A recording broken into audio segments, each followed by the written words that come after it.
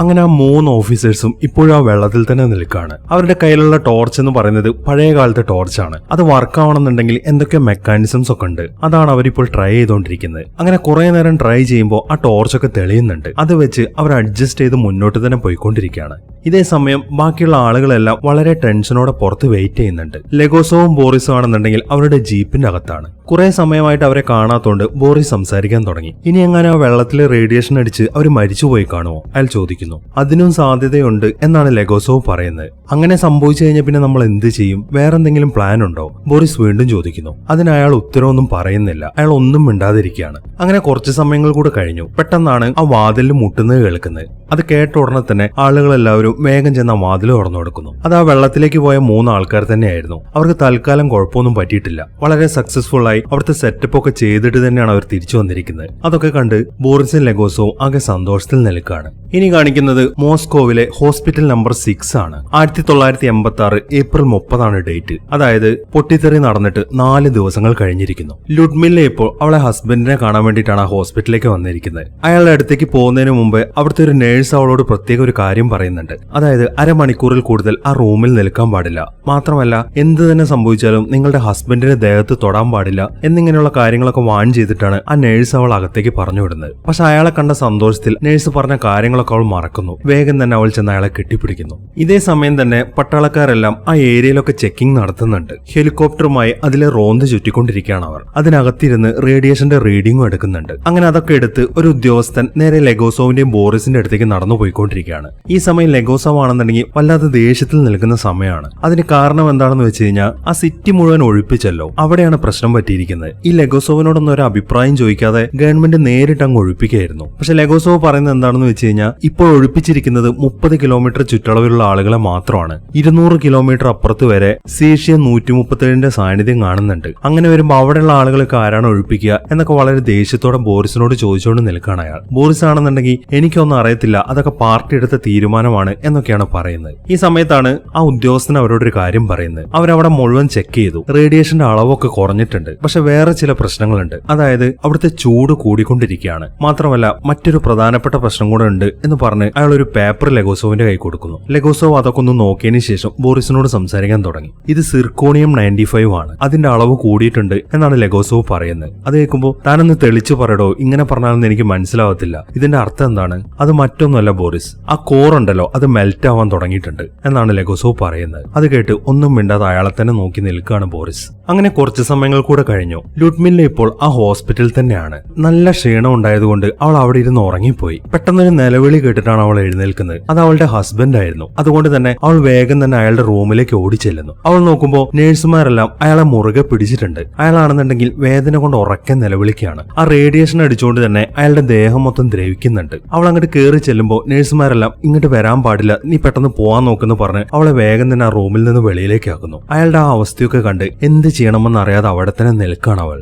ഇതേ സമയം തന്നെ തന്റെ ഓഫീസിലിരിക്കുകയാണ് ജനറൽ സെക്രട്ടറി. അയാൾ അവിടെ ഇരുന്ന് പത്രങ്ങളൊക്കെ നോക്കുമ്പോഴാണ് ബോറിസിന്റെ കോൾ അയാൾക്ക് വരുന്നത്. എന്തായി ബോറിസ്? അയാൾ ചോദിക്കുന്നു. ഏകദേശം തീയൊക്കെ അണച്ചു കഴിഞ്ഞു സാർ. ആ ബെംബ്ലർ ടാങ്കുകളിലെ വെള്ളം പൂർണ്ണമായിട്ട് മാറ്റിക്കൊണ്ടിരിക്കുകയാണ്. ചുരുക്കി പറഞ്ഞു കഴിഞ്ഞാൽ പൊട്ടിത്തെറി സംഭവിക്കാനുള്ള സാധ്യത വിജയകരമായിട്ട് തന്നെ ഇല്ലാതാക്കിയിട്ടുണ്ട്. അയാൾ അത്രയും പറഞ്ഞു കഴിഞ്ഞപ്പോൾ ജനറൽ സെക്രട്ടറിക്ക് വല്ലാത്തൊരു ആശ്വാസമാണ് വരുന്നത്. ഈ സമയം ബോറിസ് വീണ്ടും സംസാരിക്കാൻ തുടങ്ങി. ചില പ്രശ്നങ്ങൾ കൂടെ ഉണ്ട് സാർ. കോറിനകത്തെ സ്ഥിതി വളരെ മോശമാണ്. അതായത് അത് ഉരുകാൻ തുടങ്ങിയിട്ടുണ്ട്. അവിടെയുള്ള കോൺക്രീറ്റ് പാടൊക്കെ ഇനി ഒരു 8 ആഴ്ചത്തേക്ക് മാത്രമേ നിലനിൽക്കത്തുള്ളൂ. ആ സമയം കഴിഞ്ഞു കഴിഞ്ഞാൽ ആ കോൺക്രീറ്റ് പാടൊക്കെ ഉരുകി അവിടെയുള്ള ഇന്ധനം താഴെയുള്ള ഭൂഗർഭ ജലത്തിലേക്കാണ് പോവുക. ഈ പറഞ്ഞ കാര്യം നടക്കാൻ 50% സാധ്യതയുള്ളൂ എന്നാണ് ലെഗോസോവ് പറയുന്നത്. അങ്ങനെ ഭൂഗർഭ ജലത്തിലേക്ക് എങ്ങാനും പോയി കഴിഞ്ഞാൽ ആ വെള്ളം നേരെ ചെല്ലുന്നത് പ്രിപ്യാറ്റ് നദിയിലേക്കാണ്. അവിടെ നിന്ന് ഒഴുകി നിയപ്പർ നദിയിലേക്ക് ചെന്ന് ചേരും. ഏകദേശം 5 കോടി ആളുകളുടെ വെള്ളത്തിന്റെ പ്രധാന സ്രോതസ്സാണ് ഈ നദികൾ. മനുഷ്യന്മാര് മാത്രമല്ല, അവിടെയുള്ള വിളകളും കന്നുകാലികളും എല്ലാം വെള്ളം ഉപയോഗിക്കുന്നത് ഈ നദികളിൽ നിന്നാണ്. അവർക്കൊന്നും പിന്നെ വെള്ളം കിട്ടാതെയോ. കോറിന്റെ താപനില കുറച്ച് അത് ഉരുകുന്നത് തടയാൻ വേണ്ടിയിട്ട് ഒരു ഹീറ്റ് എക്സ്ചേഞ്ചർ സെറ്റ് ചെയ്താൽ ശരിയാവും എന്നാണ് ലെഗോസോവ് പറയുന്നത്. പക്ഷെ അത് നടപ്പിലാക്കണം എന്നുണ്ടെങ്കിൽ നമ്മുടെ സോവിയറ്റ് യൂണിയനിലെ മുഴുവൻ ലിക്വിഡ് നൈട്രജനും വേണ്ടിവരും.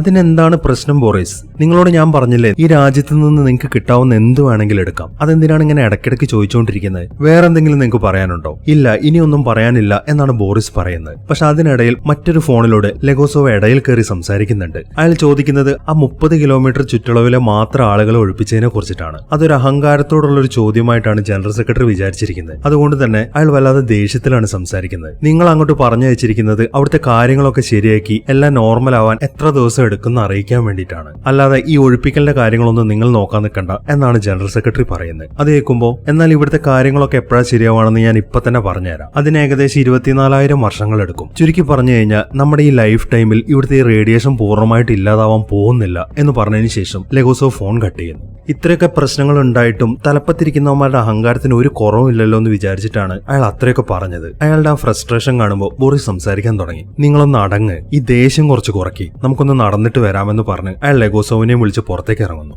അങ്ങനെ അവർ സംസാരിച്ചോണ്ട് നടക്കാൻ തുടങ്ങി. ലെഗോസോവ് ഇപ്പോഴും വളരെ ദേഷ്യത്തിൽ തന്നെയാണ്. നിങ്ങൾ എന്തിനാണ് എന്നെ പുറത്തേക്ക് വിളിച്ചുകൊണ്ട് വന്നത്? ഞാൻ എന്താ നിങ്ങളോട് ക്ഷമ ചോദിക്കണോ? വേണമെങ്കിൽ ചോദിക്കാം, എനിക്ക് കുഴപ്പമൊന്നുമില്ല. പക്ഷെ ഇതുപോലുള്ള കാര്യങ്ങളൊന്നും കണ്ട് ചുമ്മാതിരിക്കാൻ എന്നെ കൊണ്ട് പറ്റത്തില്ല. അതുകൊണ്ട് പറയാനുള്ളത് എവിടെയായാലും ഞാൻ പറയും എന്നൊക്കെയാണ് ലെഗോസോവ് പറയുന്നത്. അത് കേൾക്കുമ്പോൾ ഞാൻ അതിനെക്കുറിച്ച് ചോദിക്കാനൊന്നും അല്ല തന്നെ ഇങ്ങോട്ട് വിളിച്ചോണ്ട് വന്നത്. ഞാനൊരു കാര്യം ചോദിച്ചോട്ടെ, നമ്മുടെ പിള്ളേരുടെ കാര്യം എങ്ങനെയാണ്? അവർക്കിനി എന്താണ് സംഭവിക്കാൻ പോകുന്നത്? ഞാൻ പിള്ളേരെന്ന് ഉദ്ദേശിച്ചത് നമ്മുടെ ഓഫീസേഴ്സിനെയാണ്. ഫയർഫോഴ്സ്, പട്ടാളം, അവരെല്ലാവരും കുറച്ച് ദിവസമായിട്ട് ഓടി നടക്കുകയാണല്ലോ. അവർക്കൊക്കെ നല്ല രീതിയിൽ റേഡിയേഷനും അടിച്ചിട്ടുണ്ട്. അവർക്ക് ഭാവിയിൽ എന്ത് സംഭവിക്കും? അവരുടെ ദേഹത്ത് റേഡിയേഷൻ അടിച്ച അളവ് വെച്ച് നോക്കുമ്പോൾ റേഡിയേഷന്റെ ശക്തിയിൽ ശരീരത്തിന്റെ കോശങ്ങളുടെ ഘടന മുഴുവൻ നശിക്കപ്പെടും. പിന്നെ തൊലി പൊട്ടി തുടങ്ങി അത് മൊത്തത്തിൽ കറുത്തുപോകും. അത് കഴിഞ്ഞ് കുറച്ച് സമയത്തേക്ക് ഒരു പ്രോബ്ലം ഉണ്ടാവത്തില്ല. പക്ഷെ 2 ദിവസത്തേക്ക് മാത്രമേ അങ്ങനെ ഒരു നോർമൽ അവസ്ഥ ഉണ്ടാവുള്ളൂ. അത് കഴിഞ്ഞാൽ കോശത്തിലെ കേടുപാടുകൾ പുറമേ കാണാൻ തുടങ്ങും. ബോൺമാരോ പൂർണ്ണമായിട്ട് നശിക്കും. അങ്ങനെ രോഗപ്രതിരോധ ശേഷിയും നഷ്ടപ്പെടും. അതിനുശേഷം അവയവങ്ങളും കോശങ്ങളും എല്ലാം അളിഞ്ഞു തുടങ്ങും. അങ്ങനെ ഒരു അവസ്ഥയിൽ എത്തിക്കഴിഞ്ഞാൽ വേദന ശമിക്കാൻ വേണ്ടി മോർഫിൻ കൊടുത്താൽ പോലും ഏൽക്കത്തില്ല.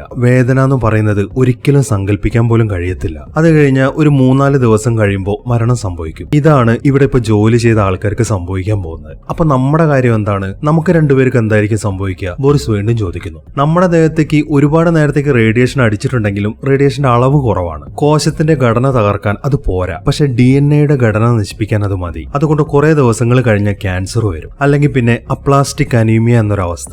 രണ്ടാണെങ്കിലും മരണം ഉറപ്പാണ്. ഇത്രയും കാര്യങ്ങളാണ് ലെഗോസോവ് പറയുന്നത്. അത് കേട്ട് ഒന്നും മിണ്ടാതെ നിൽക്കാണ് ബോറിസ്. ഈ സമയം ബോറിസ് നൈസായിട്ടൊരു കാര്യം പറയുന്നുണ്ട്. അതായത് അവരെ 2 ആളുകൾ അവിടെ നിന്ന് വാച്ച് ചെയ്യുന്നുണ്ട്. ബോറിസ് അത് ലെഗോസോവിനെ കാണിച്ചു കൊടുക്കുന്നു. അവരൊന്ന് നോക്കിയതിനു ശേഷം ലെഗോസോവ് സംസാരിക്കാൻ തുടങ്ങി. ഇവരെ ഞാൻ നേരത്തെയും കണ്ടല്ലോ. ഇവരാരാണ്? ഇവരെന്തിനാണ് നമ്മുടെ പുറകെ നടക്കുന്നത്? അതാണ് ലെഗോസോ, നിങ്ങളെയും കൊണ്ട് ഞാൻ പുറത്തേക്ക് വന്നത്. അത് ചാരന്മാരാണ്. നമ്മളെ നിരീക്ഷിക്കാൻ പാർട്ടി ഏർപ്പാടാക്കിയതാണ്. റൂമിൽ ഇരിക്കുകയാണെന്നുണ്ടെങ്കിൽ അവിടെ എല്ലാ ഭാഗത്തും വോയിസ് റെക്കോർഡർ സെറ്റ് ചെയ്ത് വെച്ചിട്ടുണ്ടാവും, ബാത്റൂമിലാണെങ്കിൽ പോലും. അതുകൊണ്ട് തന്നെ നമുക്ക് അവിടെ ഇരുന്ന് ഇങ്ങനത്തെ കാര്യങ്ങളൊന്നും സംസാരിക്കാൻ സാധിക്കത്തില്ല. പുറത്തിറങ്ങുകയാണെന്നുണ്ടെങ്കിൽ ഇവരെ പോലുള്ള ആളുകൾ നമ്മളെ ഫോളോ ചെയ്യും. ഇവർക്കറിയാം നമ്മൾ അവരെ കണ്ടു എന്നുള്ളത്. അവർ മനഃപൂർവ്വം നമ്മുടെ മുന്നിലേക്ക് വന്നാണ്. അത് മറ്റൊന്നിനുമല്ല, നമ്മൾ നിരീക്ഷണത്തിലാണ് എന്ന് നമ്മളെ ബോധിപ്പിക്കാൻ വേണ്ടിയിട്ടാണ് അവർ നമ്മുടെ മുന്നിലേക്ക് വന്നിരിക്കുന്നത് എന്ന് പറഞ്ഞ് ആ ലെഗോസോവിനെയും വിളിച്ചോണ്ട് അവിടെ നിന്ന് പോകുന്നു.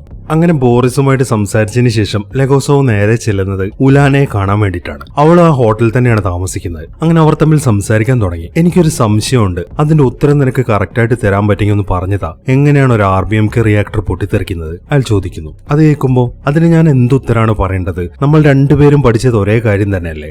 RBMK റിയാക്ടർ ഒരിക്കലും പൊട്ടിത്തെറിക്കത്തില്ല. പക്ഷെ ഇവിടെ സംഭവിച്ചത് എന്താണെന്ന് എനിക്ക് മനസ്സിലാവുന്നില്ല എന്നാണ് ഉലാന പറയുന്നത്. അത് കേൾക്കുമ്പോൾ എന്നാൽ നമുക്കത് ഉടനെ തന്നെ കണ്ടുപിടിച്ചേ പറ്റൂ. നീ ഇവിടെ ഇരുന്ന് ഒരു പേപ്പറിൽ കാൽക്കുലേറ്റ് ചെയ്തുകൊണ്ട് ഒരു സാധനം കണ്ടെത്താൻ പോകുന്നില്ല. അവിടെ എന്താണ് സംഭവിച്ചതെന്ന് അറിയണമെന്നുണ്ടെങ്കിൽ ആ സംഭവം നടക്കുമ്പോൾ അവിടെ ജോലിക്കുണ്ടായിരുന്ന ആളുകളെയാണ് കണ്ടത്. ദിയോത്ലോ ആണ് അവിടുത്തെ ഇൻചാർജ്. പിന്നെ അയാളുടെ കൂട്ടാളികൾ എല്ലാവരും ഉണ്ട്. അവരെല്ലാവരും ഇപ്പോഴും ജീവനോടെ തന്നെയുണ്ട്. അവർക്ക് എന്തെങ്കിലും പറ്റുന്നതിന് മുമ്പ് അവർക്ക് പറയാനുള്ള മുഴുവൻ കാര്യങ്ങളും കേൾക്കണം. അന്ന് എടുത്ത തീരുമാനങ്ങളുടെ ഓരോ സ്റ്റെപ്പും മനസ്സിലാക്കണം. അങ്ങനെ മനസ്സിലാക്കി അതെല്ലാം വെച്ച് കാൽക്കുലേറ്റ് ചെയ്യും. അങ്ങനെ വരുമ്പോൾ നമുക്ക് ഇതിനുള്ളൊരു ഉത്തരം കിട്ടും. നമ്മൾ അതിന്റെ ഉത്തരം ഇപ്പോൾ കണ്ടുപിടിച്ചിട്ടില്ല എന്നുണ്ടെങ്കിൽ പിന്നീട് ഒരിക്കലും നമുക്കത് കണ്ടുപിടിക്കാൻ സാധിച്ചെന്ന് വരത്തില്ല. മാത്രമല്ല ഇനിയും ഇതുപോലുള്ള അപകടങ്ങൾ നടക്കുകയും ചെയ്യും. അതുകൊണ്ട് എത്രയും പെട്ടെന്ന് പോകാൻ നോക്ക്. പക്ഷെ നീ അവിടെ പോകുമ്പോൾ അത് വളരെ രഹസ്യമായിട്ട് വേണം എന്നും കൂടെ പറഞ്ഞതിന് ശേഷം ലെഗോസോവ് അവിടെ നിന്ന് പോകുന്നു. അങ്ങനെ പിറ്റേ ദിവസമായി ലുഡ്മില്ല ഇപ്പോഴും അവളുടെ ഹസ്ബൻഡിന്റെ കൂടെ തന്നെയാണ്. അയാൾ ഇപ്പോ ലെഗോസോവ് നേരത്തെ പറഞ്ഞ അവസ്ഥയിലൂടെയൊക്കെ കടന്നു പോയിക്കൊണ്ടിരിക്കുകയാണ്. വേദന താങ്ങാൻ പറ്റുന്നതിലും അപ്പുറമാണ്. അയാളുടെ അവസാന നിമിഷങ്ങളാണ് എന്ന കാര്യം ലുഡ്മില്ലയ്ക്ക് നന്നായിട്ട് അറിയാം. അതുകൊണ്ട് തന്നെ അവളെ കൊണ്ടാവുന്ന രീതിയിലൊക്കെ അയാളെ സന്തോഷിപ്പിച്ചുകൊണ്ടിരിക്കുകയാണ് അവൾ. അങ്ങനെ ഉലാന ഇപ്പോ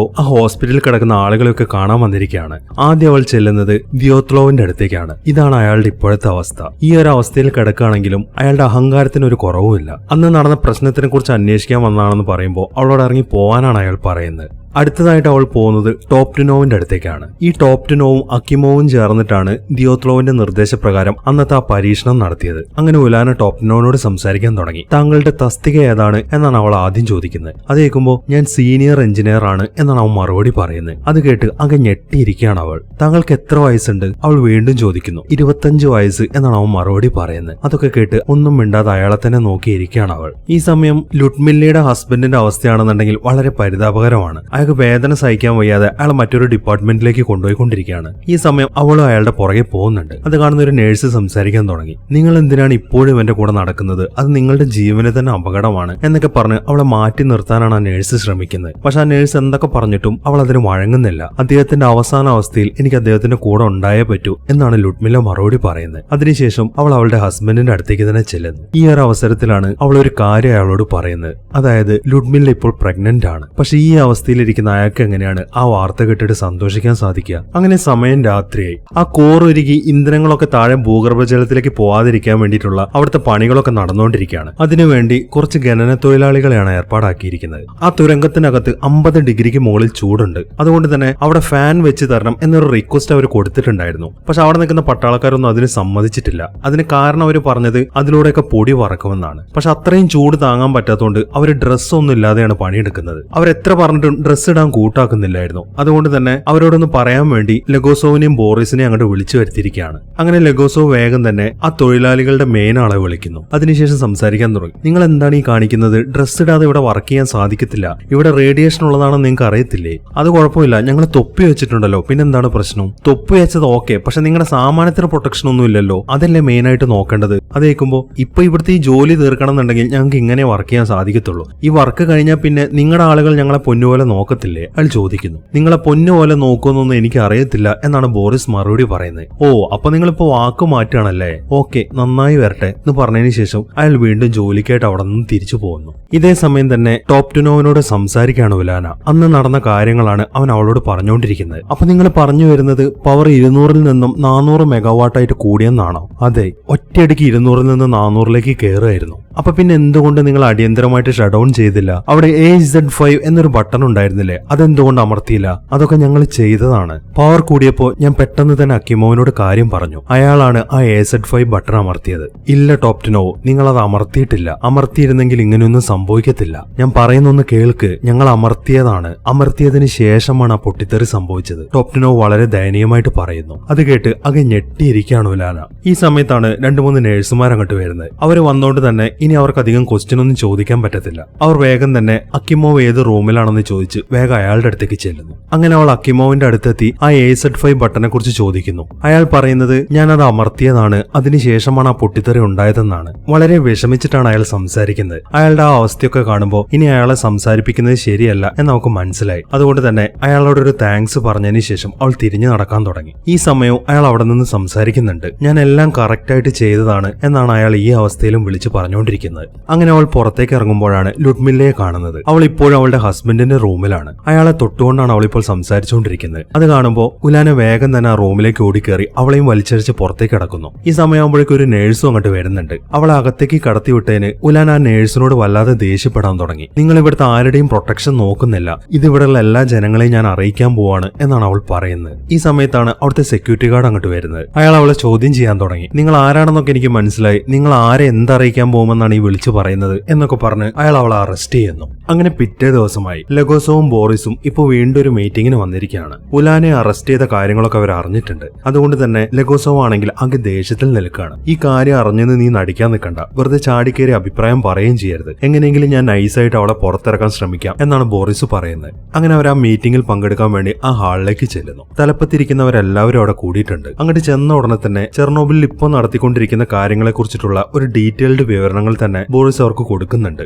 അതിനുശേഷം ലെഗോസോവ് സംസാരിക്കാൻ തുടങ്ങി. ഇപ്പൊ തൽക്കാലത്തേക്ക് ചെർണോബിലിൽ പ്രശ്നമൊന്നുമില്ല, പ്രശ്നം ഇനി വരാനിരിക്കുന്നതാണ്. അതായത് വലിയൊരു തോതിൽ റേഡിയോ ആക്റ്റീവ് അവശിഷ്ടങ്ങളും മറ്റുമെല്ലാം അവിടെ ചെതറി കിടക്കുന്നുണ്ട്. ഏകദേശം 2600 ചതുരശ്ര കിലോമീറ്റർ ചുറ്റളവിലാണ് ഈ സാധനങ്ങളൊക്കെ ചെതറി കിടക്കുന്നത്. ഈ മേഖല പൂർണ്ണമായിട്ട് ഒഴിപ്പിക്കേണ്ടതുണ്ട്. അതായത് ഇതിനകത്തുള്ള ഓരോ നഗരത്തിലും ഓരോ ഗ്രാമത്തിലും പോയി ഉറപ്പുവരുത്തണം. എല്ലാ മൃഗങ്ങളെയും, അതിപ്പോ വളർത്തുന്നതാണെങ്കിലും കാട്ടിലും ജീവിക്കുന്നതാണെങ്കിലും എല്ലാത്തിനെയും കൊല്ലണം. അവരുടെ എല്ലാവരുടെയും ശരീരത്തിൽ റേഡിയേഷൻ ഉണ്ടാവും. അത് അവർ സ്പ്രെഡ് ചെയ്യാതിരിക്കാൻ വേണ്ടിയിട്ടാണ് അവറ്റകൾ എല്ലാത്തിനെയും കൊല്ലണം എന്ന് പറയുന്നത്. പിന്നെ ചെർണോബിലിന്റെ തൊട്ടടുത്തുള്ള സ്ഥലങ്ങളിൽ ഓരോ പാറയും അതുപോലെ ഓരോ മരവും എന്തിന് മണ്ണു പോലും വളരെ അപകടകരമായ അളവിൽ റേഡിയേഷൻ വലിച്ചെടുത്തിട്ടുണ്ട്. അത് അങ്ങനെ തന്നെ നിലനിർത്തിയാൽ അത് മഴയത്തും കാറ്റിലും വ്യാപിക്കാൻ തുടങ്ങും. അതുകൊണ്ട് കാടുകളെല്ലാം വെട്ടിത്തെളിക്കണം. മണ്ണിന്റെ കാര്യമാണെങ്കിൽ അതിന്റെ മുകളിലത്തെ ഒരു പാളി തന്നെ തോണ്ടിയെടുത്ത് വളരെ ആഴത്തിൽ കുഴിച്ചിടണം. ഏകദേശം ഒരു 100 ചതുരശ്ര കിലോമീറ്റർ എങ്കിലും ഇത് ചെയ്യണം. ഇനി അവസാനമായി ഈ റേഡിയേഷനൊക്കെ സ്പ്രെഡ് ആവുന്നത് നിയന്ത്രിക്കാൻ വേണ്ടി ആ പൊട്ടിത്തെറി നടന്ന ന്യൂക്ലിയർ പ്ലാന്റിന്റെ മുകളിലായി ഒരു വലിയൊരു ആവരണം പണിയിക്കണം. ഇത്രയും കാര്യങ്ങളാണ് ഇപ്പൊ നമുക്ക് ചെയ്യേണ്ടത്.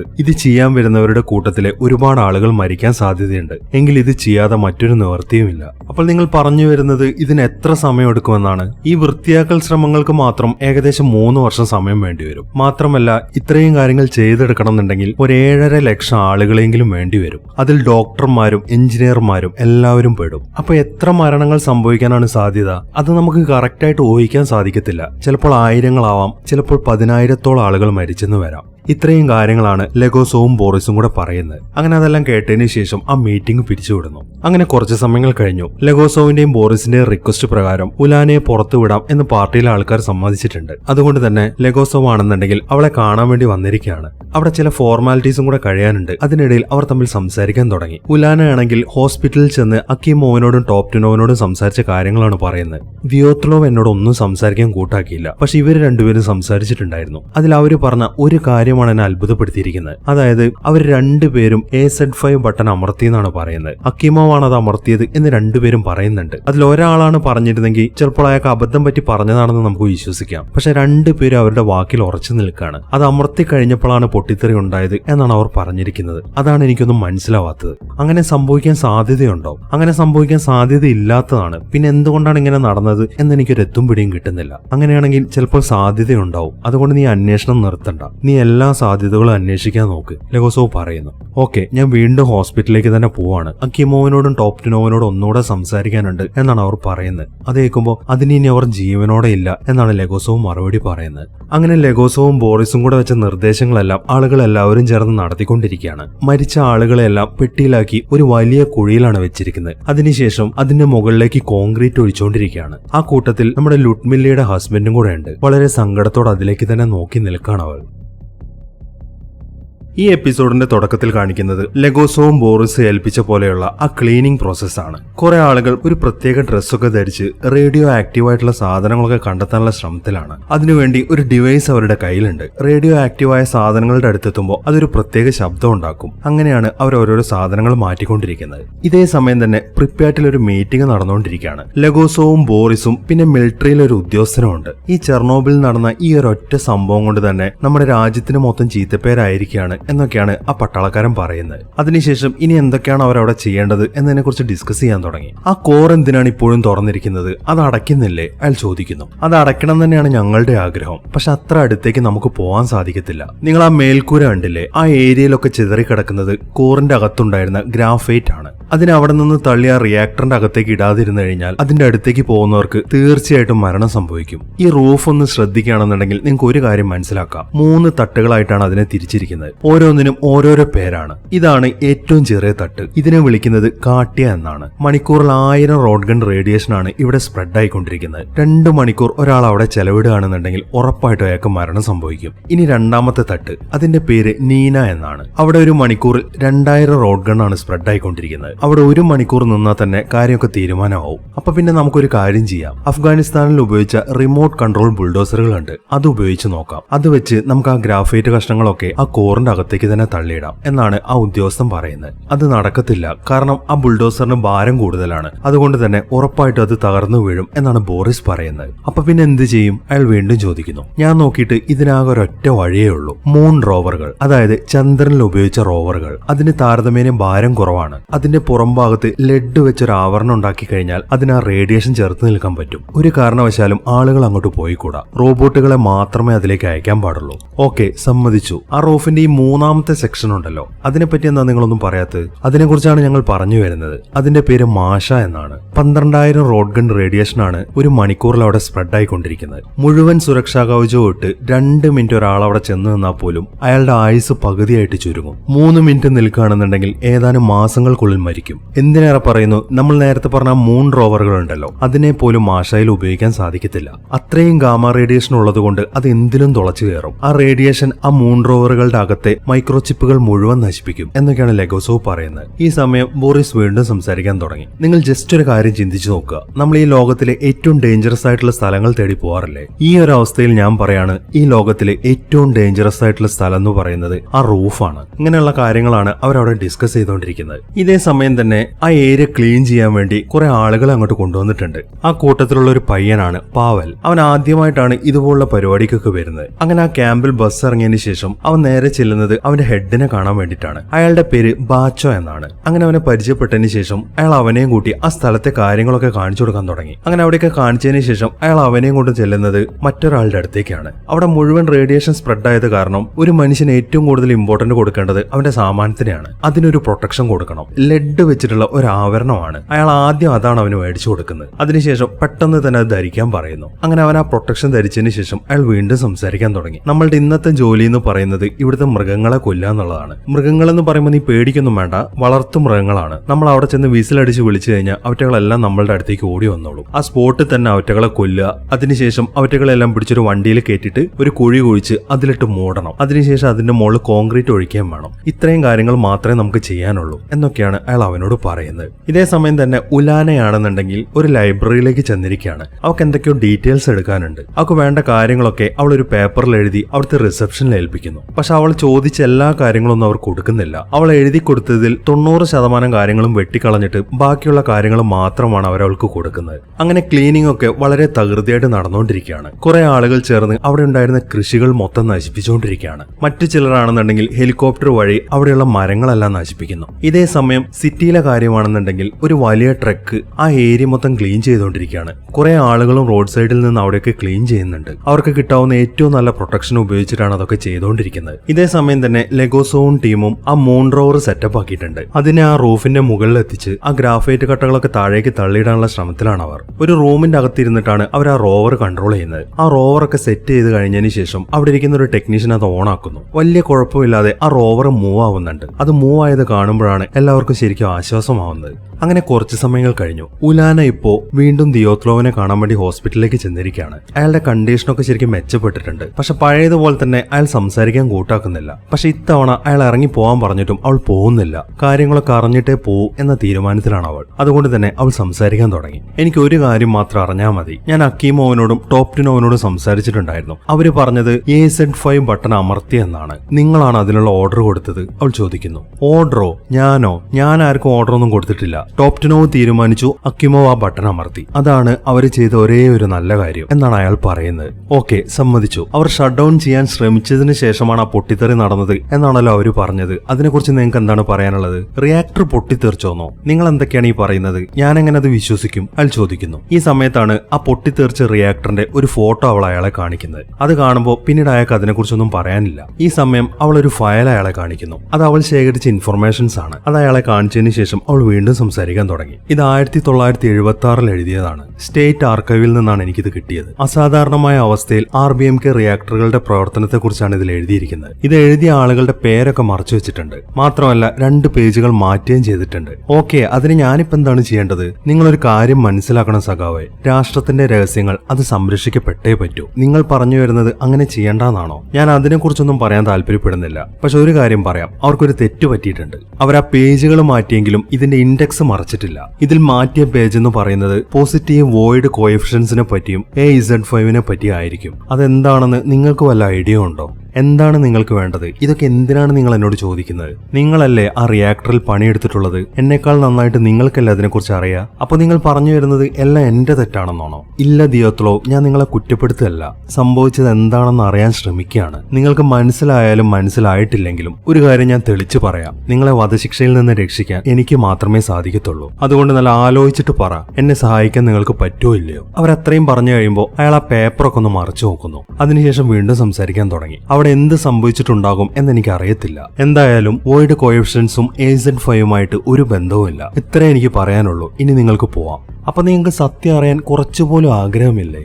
എന്തിനാണ് ഞാൻ സത്യം അറിയുന്നത്? ശരിയായ ചോദ്യം ചോദിച്ചാൽ സത്യസന്ധമായ ഉത്തരം കിട്ടുമെന്ന് നിങ്ങൾക്ക് തോന്നുന്നുണ്ടോ? ഇവിടെ സത്യമെന്ന ഒന്നിന് പ്രസക്തി ഇല്ല സഖാവേ. മുകളിലിരിക്കുന്നവരോട് എന്ത് ചോദിച്ചാലും നുണയായിരിക്കും നിങ്ങൾക്ക് ഉത്തരം കിട്ടാൻ പോകുന്നത്. എനിക്ക് കിട്ടാൻ പോകുന്നത് മരണവും. അത് ആര് വിചാരിച്ചാലും തടയാൻ പറ്റത്തില്ല. അതുകൊണ്ട് കൂടുതലൊന്നും സംസാരിക്കാതെ നിങ്ങൾ പോവാൻ നോക്ക്. അയാൾ പറഞ്ഞു നിർത്തുന്നു. അത് കേൾക്കുന്ന ഒലാനയാണെങ്കിൽ ദേഷ്യത്തോടെ അവിടെ നിന്ന് ഇറങ്ങിപ്പോകുന്നു. ഇതേ സമയം തന്നെ പാവലും ബാച്ചോയും പിന്നെ മറ്റൊരാളും കൂടെ ആ മൃഗങ്ങളെ കൊല്ലാൻ വന്നിരിക്കുകയാണ്. ബാച്ചോ വേഗം ഒരു തോക്കെടുത്ത് പാവലിന്റെ കയ്യിൽ കൊടുക്കുന്നു. അതിനുശേഷം സംസാരിക്കാൻ തുടങ്ങി. എനിക്ക് 2 നിയമങ്ങളാണുള്ളത്. അതിലൊന്നാമത്തേത് ഈ തോക്ക് കൊണ്ട് ഒരിക്കലും എന്റെ നേരെ ചൂണ്ടരുത്. രണ്ടാമത്തേതെന്ന് പറയുന്നത് മൃഗങ്ങളെ കണ്ടു കഴിഞ്ഞാൽ അതിനപ്പം തന്നെ കൊന്നേക്കണം, അല്ലാതെ അതിനെ നരയിക്കാൻ വിടരുത്. ഇനി വേഗം പോവാൻ നോക്ക് അയാൾ പറയുന്നു. അങ്ങനെ അവരെല്ലാവരും ഓരോരോ മൃഗങ്ങളെ തേടി കൊല്ലാൻ തുടങ്ങി. പാവലിനാണെന്നുണ്ടെങ്കിൽ ആദ്യം കിട്ടുന്നത് ഒരു പട്ടിയാണ്. അവൻ കുറച്ച് മടിച്ചാണ് നിൽക്കുന്നത്. എങ്കിലും നിവർത്തിയില്ലാതെ അവൻ അതിനെ ഷൂട്ട് ചെയ്യുന്നു. പക്ഷെ ആദ്യത്തെ വെടിക്കത് ചത്തിട്ടില്ല. അത് അവിടെ കിടന്ന് കരഞ്ഞുകൊണ്ടിരിക്കുകയാണ്. ഈ സമയം അതിന്റെ അവസ്ഥ കണ്ട് പാവലിന് ശരിക്കും സങ്കടം വരുന്നുണ്ട്. അതുകൊണ്ട് തന്നെ അവൻ അടുത്ത വെടി പൊട്ടിക്കുന്നില്ല.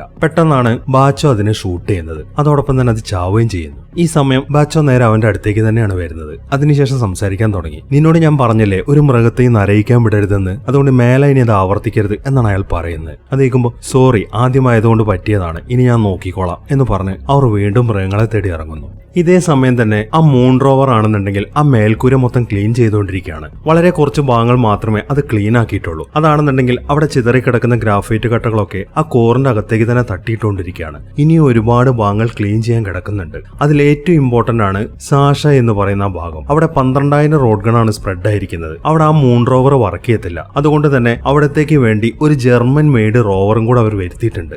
ജോക്കർ എന്നാണ് അവരതിനെ വിളിക്കുന്നത്. അങ്ങനെ അതിനൊരു ഹെലികോപ്റ്ററിൽ കയറ്റി ആ സാഷ എന്ന് പറഞ്ഞ സ്ഥലത്തേക്ക് ഇറക്കുന്നു. അതിനുശേഷം അവരതിനെ പ്രവർത്തിപ്പിക്കാനുള്ള ശ്രമത്തിലാണ്. പക്ഷെ അവരെങ്ങനെയൊക്കെ ശ്രമിച്ചിട്ടും അതിന് ഓണാക്കാൻ സാധിക്കുന്നില്ല. അത് അവിടെ കൊണ്ടിറക്കിയപ്പോ തന്നെ അത് അടിച്ചു പോയിരിക്കുകയാണ്. അതൊക്കെ കണ്ട് ബോറിസ് ആണെങ്കിൽ ആകെ ദേഷ്യത്തിൽ നിൽക്കാണ്. അയാൾ നേരെ ചെല്ലുന്നത് അവരുടെ മേലധികാരികളെ ഫോൺ ചെയ്യാൻ വേണ്ടിയിട്ടാണ്. വളരെ ദേഷ്യത്തിലാണ് അയാൾ അവരോട് സംസാരിച്ചുകൊണ്ടിരിക്കുന്നത്. ദേഷ്യം സഹിക്കുക വയ്യാതെ അയാൾ ആ ഫോൺ തല്ലി പൊട്ടിക്കുകയും ചെയ്യുന്നു. അയാളുടെ ആ പ്രവൃത്തിയൊക്കെ കണ്ട് ലെഗോസോവ് ആണെങ്കിൽ ആകെ അന്തം വിട്ട് അയാളെ തന്നെ നോക്കി നിൽക്കാണ്. ഈ സമയം അയാൾ സംസാരിക്കാൻ തുടങ്ങി. നമ്മുടെ ഈ സർക്കാരുണ്ടല്ലോ, അവരുടെ ഈ നിലപാട് ഒരു വല്ലാത്തൊരു സംഭവം തന്നെയാണ്. ലോകം മൊത്തം അറിഞ്ഞു കഴിഞ്ഞ ഈ ഒരു അപകടം സോവിയറ്റ് യൂണിയനിൽ നടന്നിട്ടില്ല എന്ന നിലപാടിലാണ് നമ്മുടെ സർക്കാർ ഇപ്പൊ നിൽക്കുന്നത്. അവർ ജർമ്മൻകാരോട് പറഞ്ഞിരിക്കുന്നത് ഇവിടെ സ്പ്രെഡ് ആയിരിക്കുന്ന ഏറ്റവും കൂടുതൽ റേഡിയേഷൻ എന്ന് പറയുന്നത് 2000 റോഡ് ഗൺ ആണെന്നാണ്. അതുകൊണ്ട് തന്നെ ആ ഒരു റേഡിയേഷൻ സപ്പോർട്ട് ചെയ്യുന്ന റോവറാണ് അവർ ഉണ്ടാക്കി കൊടുത്തയച്ചത്. 12,000 റോഡ് ഗൺ സ്പ്രെഡ് ആയിരിക്കുന്ന സ്ഥലത്ത് ആ വണ്ടി എങ്ങനെയാണ് വർക്ക് ചെയ്യുക? അത് കൊണ്ടുവന്നപ്പോഴേ അടിച്ചുപോയി. അതാണ് എനിക്ക് ഇത്രയും ദേഷ്യം വന്നത്. അതുകൊണ്ടാണ് ഞാൻ അവരെ തെറി വിളിച്ചത് എന്നാണ് അയാൾ പറയുന്നത്. അതൊക്കെ കേട്ട് ഒന്നും മിണ്ടാതെ നിൽക്കാണ് ലെഗോസോവ്. അങ്ങനെ സമയം രാത്രിയായി. ഇനിയിപ്പോ അവരെന്താണ് ചെയ്യുക എന്ന ഡിസ്കഷനിലാണ് അവരെല്ലാവരും. നമുക്കത് വൃത്തിയാക്കണോ? ആ ഗ്രാഫൈറ്റ് ഒക്കെ അവിടെ കിടക്കുന്നുണ്ടെങ്കിൽ എന്താണ് പ്രശ്നം? അത് വൃത്തിയാക്കിയേ പറ്റൂ ബോറിസ്. ആ ഗ്രാഫൈറ്റുകളൊന്നും അവിടെ നിന്ന് മാറ്റാതെ അതിന്റെ മുകൾ ഭാഗം കവർ ചെയ്യാൻ സാധിക്കത്തില്ല. 12,000 റോഡ് ഗൺ റേഡിയേഷനാണ് അവിടെ സ്പ്രെഡ് ആയിരിക്കുന്നത്. അതായത് ഹിരോഷിമയിൽ പൊട്ടിയ ബോംബിന്റെ ഇരട്ടിയോളം വരും. മാത്രമല്ല ഓരോ മണിക്കൂറും അതിങ്ങനെ കൂടിക്കൊണ്ടിരിക്കുകയാണ്. അപ്പൊ പിന്നെ നമുക്ക് ലെഡ് ഉപയോഗിച്ചാലോ? അതായത് കുറെ ലെഡ് എടുത്ത് ഉരുക്കി അതിന്റെ മുകളിൽ നിന്ന് താഴേക്ക് ഒഴിച്ചാൽ പോരെ, ഒരു കോട്ടിംഗ് പോലെ. അത് നടക്കത്തില്ല ബോറിസ്. ഒന്നാമത് ഉള്ള ലെഡൊക്കെ നമ്മൾ ഉപയോഗിച്ചു കഴിഞ്ഞു. ഇനി ഉണ്ടെങ്കിൽ തന്നെ അത്രയും ചൂടുള്ള ഒരു സാധനം എടുത്തുകൊണ്ട് ഹെലികോപ്റ്ററിൽ കൊണ്ടുപോയി അതിന്റെ മുകളിൽ നിന്ന് ഒഴിക്കാന്നൊക്കെ പറയുന്നത് ഒരിക്കലും നടക്കാത്ത കാര്യമാണ്. ഞാൻ ആലോചിച്ചിട്ട് മറ്റൊരു വഴിയുണ്ട്. നമ്മുടെ കയ്യിൽ പല രീതിയിലുള്ള തോക്കുണ്ടല്ലോ, അതൊക്കെ വെച്ചിട്ട് ആ ഗ്രാഫൈറ്റ് കട്ടകളൊക്കെ വെടിവെച്ച് താഴേക്കിട്ടാലോ? ആ പട്ടാളക്കാരൻ ചോദിക്കുന്നു. നിങ്ങൾ നടക്കുന്ന വല്ല കാര്യവും പറ എന്നാണ് ബോറിസ് പറയുന്നത്. ഈ സമയം ലെഗോസോവ് സംസാരിക്കാൻ തുടങ്ങി. ഞാൻ ആലോചിച്ചിട്ട് ഇനി ഒരൊറ്റ വഴിയുള്ളൂ. ഒരു റോബോട്ടും നമുക്കിനി അറേഞ്ച് ചെയ്യാൻ സാധിക്കത്തില്ല. അതുകൊണ്ട് ആകെ ചെയ്യാൻ പറ്റുന്ന വഴി നമുക്ക് മനുഷ്യന്മാരെ ഉപയോഗിക്കുക എന്നുള്ളതാണ്. അല്ലാതെ ഞാൻ നോക്കിയിട്ട് വേറൊരു വഴിയും കാണുന്നില്ല എന്നാണ് ലെഗോസോവ് പറയുന്നത്. അങ്ങനെ പിറ്റേ ദിവസമായി. ലെഗോസോവിന്റെയും ബോറിസിന്റെയും തീരുമാനം പോലെ തന്നെ ആ ഗ്രാഫൈറ്റ് കട്ടകൾ അതിൽ നിന്ന് താഴേക്ക് ഇടാൻ വേണ്ടി കുറെ മനുഷ്യരെ തന്നെയാണ് അവർ വിളിച്ചിരിക്കുന്നത്. പല പ്രായത്തിലുള്ള ആളുകളാണ് അവർ. തങ്ങൾക്ക് വരാൻ പോകുന്ന ദുരന്തത്തെക്കുറിച്ചൊന്നും അധികം ചിന്തിക്കാതെയാണ് അവരെല്ലാവരും അങ്ങോട്ട് ഓടി വന്നിരിക്കുന്നത്. ഈ സമയം ആ മിലിറ്ററി ഉദ്യോഗസ്ഥൻ അവരോട് എന്തൊക്കെയാണ് ചെയ്യേണ്ടത് എന്ന കാര്യങ്ങളൊക്കെ വിശദീകരിക്കാൻ തുടങ്ങി. സഖാക്കളെ, ഈ അപകടം കൊണ്ട് സോവിയറ്റ് ജനത പൊറുതിമുട്ടിയിരിക്കുകയാണ്. അവർക്ക് വേണ്ടി ഈ വൃത്തിയാക്കൽ ജോലി നമ്മൾ തന്നെ ചെയ്യണം. വളരെ ഗൗരവമേറിയ ഒരു ജോലിയാണ് നിങ്ങളെ ഞങ്ങൾ വിശ്വസിച്ച് ഏൽപ്പിക്കാൻ പോകുന്നത്. നിങ്ങൾ ജോലി ചെയ്യാൻ പോകുന്നത് വളരെ ഡേഞ്ചറസ് ആയിട്ടുള്ള ഒരു സ്ഥലമാണ്. വെറും 90 സെക്കൻഡ് മാത്രമേ നിങ്ങൾക്ക് അവിടെ ചെലവഴിക്കാനുള്ള അനുവാദമുള്ളൂ. അതിനുള്ളിൽ നിങ്ങളെ ഏൽപ്പിച്ച് ജോലി നിങ്ങൾ ചെയ്യണം. നിങ്ങളുടെയും നിങ്ങളുടെ കൂടെയുള്ളവരുടെയും മറ്റ് സഖാക്കൾ ഉപഭോക്താക്കളുടെയും സുരക്ഷയ്ക്ക് വേണ്ടിയാണ് ഇങ്ങനൊരു മാനദണ്ഡം ഉണ്ടാക്കിയിരിക്കുന്നത്. നിങ്ങളുടെ ജോലി മൂന്നാമത്തെ റിയാക്ടർ കെട്ടിടത്തിന്റെ മുകളിലാണ്. നിങ്ങളുടെ ജോലി സ്ഥലത്തേക്ക് പ്രവേശിക്കുന്നതിന് മുമ്പായി നല്ലവണ്ണം ശ്വാസം ഉള്ളിലേക്ക് വലിച്ചെടുക്കണം. അതിനുശേഷം അതിന്റെ മുകളിലേക്ക് കയറി അവിടെ ചിതറിക്കിടക്കുന്ന ഗ്രാഫൈറ്റ് എല്ലാം എടുത്ത് കളയണം. ചിലതൊക്കെ വലിയ ബ്ലോക്കുകളാണ്, ഒരു 40-50 കിലോ ഭാരമൊക്കെ ഉണ്ടാവും. എല്ലാം അവിടെ നിന്ന് താഴേക്ക് ഇടണം. ആ ഒരു ഏരിയയിൽ നിങ്ങൾ വളരെ വേഗത്തിൽ ശ്രദ്ധിച്ചിട്ട് വേണം നടക്കാൻ. പിന്നെ ഒരു കാര്യം പ്രത്യേകം ശ്രദ്ധിക്കണം, ഒരിക്കലും അവിടെ തട്ടി വീഴാതെ സൂക്ഷിക്കണം. ഇത്രയും കാര്യങ്ങളാണ് അയാൾ വിവരിച്ചു കൊടുക്കുന്നത്. അതിനുശേഷം അവരെല്ലാവരും അവർക്ക് അനുവദിച്ച ഡ്രസ്സ് എടുത്തിടാൻ തുടങ്ങി. മുഴുവൻ മൂടി കെട്ടിയിട്ടാണ് അവർ മുകളിലേക്ക് ചെല്ലുന്നത്. അങ്ങനെ അവരെല്ലാവരും മുകളിലെത്തി. ആ മേൽക്കൂരയിലേക്ക് കടക്കുന്നതിന് മുമ്പായി ഒരാൾ ഒരു ബെല്ലിന്റെ അടുത്ത് നിൽക്കുന്നുണ്ട്. ബാച്ച് ആയിട്ടാണ് ആ ആളുകളെ മേൽക്കൂരയിലേക്ക് പറഞ്ഞു വിടുന്നത്. ആദ്യത്തെ ഒരു ബാച്ച് പോയി കഴിഞ്ഞ് 90 മിനിറ്റ് കഴിഞ്ഞാൽ അവർ ബെല്ലടിക്കും. ആ ബെല്ലടി ശബ്ദം കേട്ടാൽ ഉടനെ തന്നെ അവർ തിരിച്ചു വരണം. അതിനുശേഷം അവരുടെ കയ്യിലെ ഷവ്വിലൊക്കെ കളഞ്ഞ് എത്രയും പെട്ടെന്ന് ക്ലീനിങ്ങിനായിട്ട് പോകണം. ഇതാണ് അയാൾ നിർദ്ദേശം കൊടുക്കുന്നത്. അങ്ങനെ അവരെല്ലാവരും മേൽക്കൂരയിലെത്തി അവിടെ കിടക്കുന്ന ഗ്രാഫൈറ്റ് കട്ടകളൊക്കെ താഴേക്കിടാൻ തുടങ്ങി. ഒരുപാട് കിടക്കുന്നുണ്ട്. അതുകൊണ്ട് തന്നെ ഏതെടുക്കണം എന്ന കൺഫ്യൂഷനിലാണ് എല്ലാവരും. ചിലരാണെന്നുണ്ടെങ്കിൽ രണ്ടാളുകൾ ചേർന്ന് വലിയ കട്ടകളാണ് എടുത്ത് കളഞ്ഞുകൊണ്ടിരിക്കുന്നത്. അങ്ങനെ ആദ്യത്തെ ബാച്ചിന്റെ ബെല്ലടി ശബ്ദം മുഴങ്ങി. അത് കേട്ട ഉടനെ തന്നെ അവരെല്ലാവരും തിരിച്ചു ഓടുന്നു. അതിലൊരാൾ മാത്രം പെട്ടെന്ന് അവിടെ തറഞ്ഞ് താഴേക്ക് വീഴുന്നുണ്ട്. എങ്കിലും അയാൾ ചാടി എഴുന്നേറ്റ് വേഗം തന്നെ ആ മേൽക്കൂരയിൽ നിന്ന് പുറത്തേക്ക് കിടക്കുന്നു. അങ്ങനെ അയാൾ അപ്പുറത്തെത്തിയതിനു ശേഷം അയാളുടെ ഷൂ ഒന്ന് നോക്കുന്നു.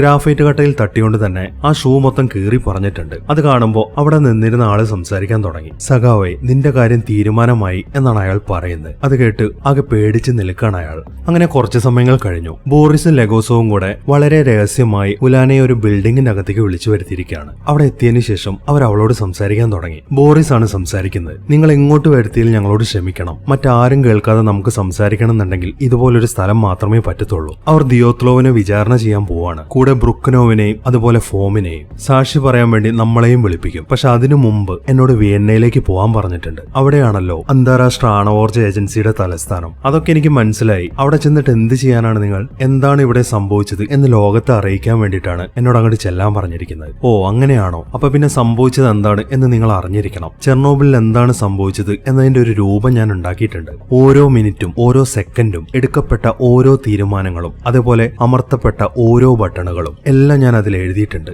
ഇത്രയൊക്കെ നിങ്ങൾ കളക്ട് ചെയ്തോ? അപ്പൊ അവരുടെ കാര്യം എങ്ങനെയാണ്? അവർ കുറ്റക്കാരാണോ? ബോറിസ് ചോദിക്കുന്നു. അതെ, കുറ്റക്കാരാണ്. വലിയ തോതിലുള്ള കഴിവില്ലായ്മ, അതേപോലെ സുരക്ഷാ നിയമങ്ങളുടെ ലംഘനം, മാത്രമല്ല നമുക്കൊരിക്കലും വിശ്വസിക്കാൻ പറ്റാത്ത വിധത്തിലുള്ള പൊട്ടത്തരങ്ങൾ, ഇങ്ങനെയുള്ള കാര്യങ്ങളാണ് അവിടെ കാണിച്ചു വെച്ചിരിക്കുന്നത്. പക്ഷെ ആ പൊട്ടിത്തെറിയുടെ കാര്യത്തിൽ അത് മാത്രം എനിക്കൊരു ഉറപ്പില്ലെന്ന് വെച്ചാൽ നിങ്ങൾ എന്താണ് ഉദ്ദേശിക്കുന്നത്? ഞാൻ അവിടുത്തെ ഡാറ്റ മുഴുവൻ പരിശോധിച്ചു. ടോപ്റ്റിനോവ് പറഞ്ഞത് വളരെ സത്യമാണ്. റിയാക്ടർ ഷട്ട് ഡൗൺ ചെയ്തതിന് ശേഷമാണ് പൊട്ടിത്തെറി ഉണ്ടായിരിക്കുന്നത്. ഞാൻ അതിനെക്കുറിച്ച് അന്വേഷിച്ചപ്പോൾ എനിക്ക് ഇങ്ങനെ ഒരു ആർട്ടിക്കിൾ കിട്ടി. അതിനുള്ള ഉത്തരം ഈ ആർട്ടിക്കിളിൽ ഉണ്ടാവുമെന്നായിരുന്നു എന്റെ വിശ്വാസം. പക്ഷെ ഇതിൽ നിന്നും 2 പേജുകൾ മാറ്റിയിട്ടുണ്ട്. ഇങ്ങനെയുള്ള കാര്യങ്ങളൊക്കെയാണ് ഉലാന പറഞ്ഞുകൊണ്ടിരിക്കുന്നത്. ആ ആർട്ടിക്കിൾ കാണുമ്പോൾ ലെഗോസോവിന്റെ മുഖഭാവത്തിൽ നിന്നും എന്തൊരു പന്തികേട് തോന്നുന്നുണ്ട്. അതുകൊണ്ട് തന്നെ അവൾ വീണ്ടും സംസാരിക്കാൻ തുടങ്ങി. അപ്പോൾ നിങ്ങൾ ഇതിനു മുമ്പ് ഇത് കണ്ടിട്ടുണ്ടല്ലേ? കണ്ടിട്ടുണ്ടെന്നുള്ള കാര്യം സത്യമാണ്. പക്ഷെ നിങ്ങൾ എന്നെ ഒന്ന് വിശ്വസിക്കുക. പൊട്ടിത്തെറി നടക്കാനുള്ള കാരണം അതെന്താണെന്ന് എനിക്ക് അറിയത്തില്ല. ഇതിനു മുമ്പ് ഞാൻ ജോലി ചെയ്തിരുന്ന ഒരു സ്ഥലത്തൊരു പ്രശ്നം ഉണ്ടായിട്ടുണ്ട്. 1975 ലെനിൻഗ്രാഡിലെ ഒരു RBMK റിയാക്ടർ ആയിരുന്നു അത്. അവിടുത്തെ ഒരു ഫ്യൂവൽ ചാനൽ പൊട്ടി. അതുകൊണ്ട് തന്നെ അന്ന് അവിടെ ഉണ്ടായിരുന്ന ഓപ്പറേറ്റർമാരെല്ലാം ഷട്ട് ഡൗൺ ചെയ്യാൻ വേണ്ടി AZ5 ആണ് അമർത്തിയത്. പക്ഷെ ഞങ്ങളാരും പ്രതീക്ഷിക്കാത്തൊരു കാര്യമാണ് സംഭവിച്ചത്. പവർ ഉടനെ കുറയുന്നതിന് പകരം ഒരു നിമിഷത്തേക്ക് അത് കൂടുകയാണ് ചെയ്തത്. അതെങ്ങനെ സംഭവിക്കും? ഇതേ ചോദ്യമാണ് അന്ന് എന്റെ കൂടെ ഉണ്ടായിരുന്ന വോൾക്കോവും ചോദിച്ചത്. അയാളാണ് ഈ ആർട്ടിക്കിൾ എഴുതിയത്.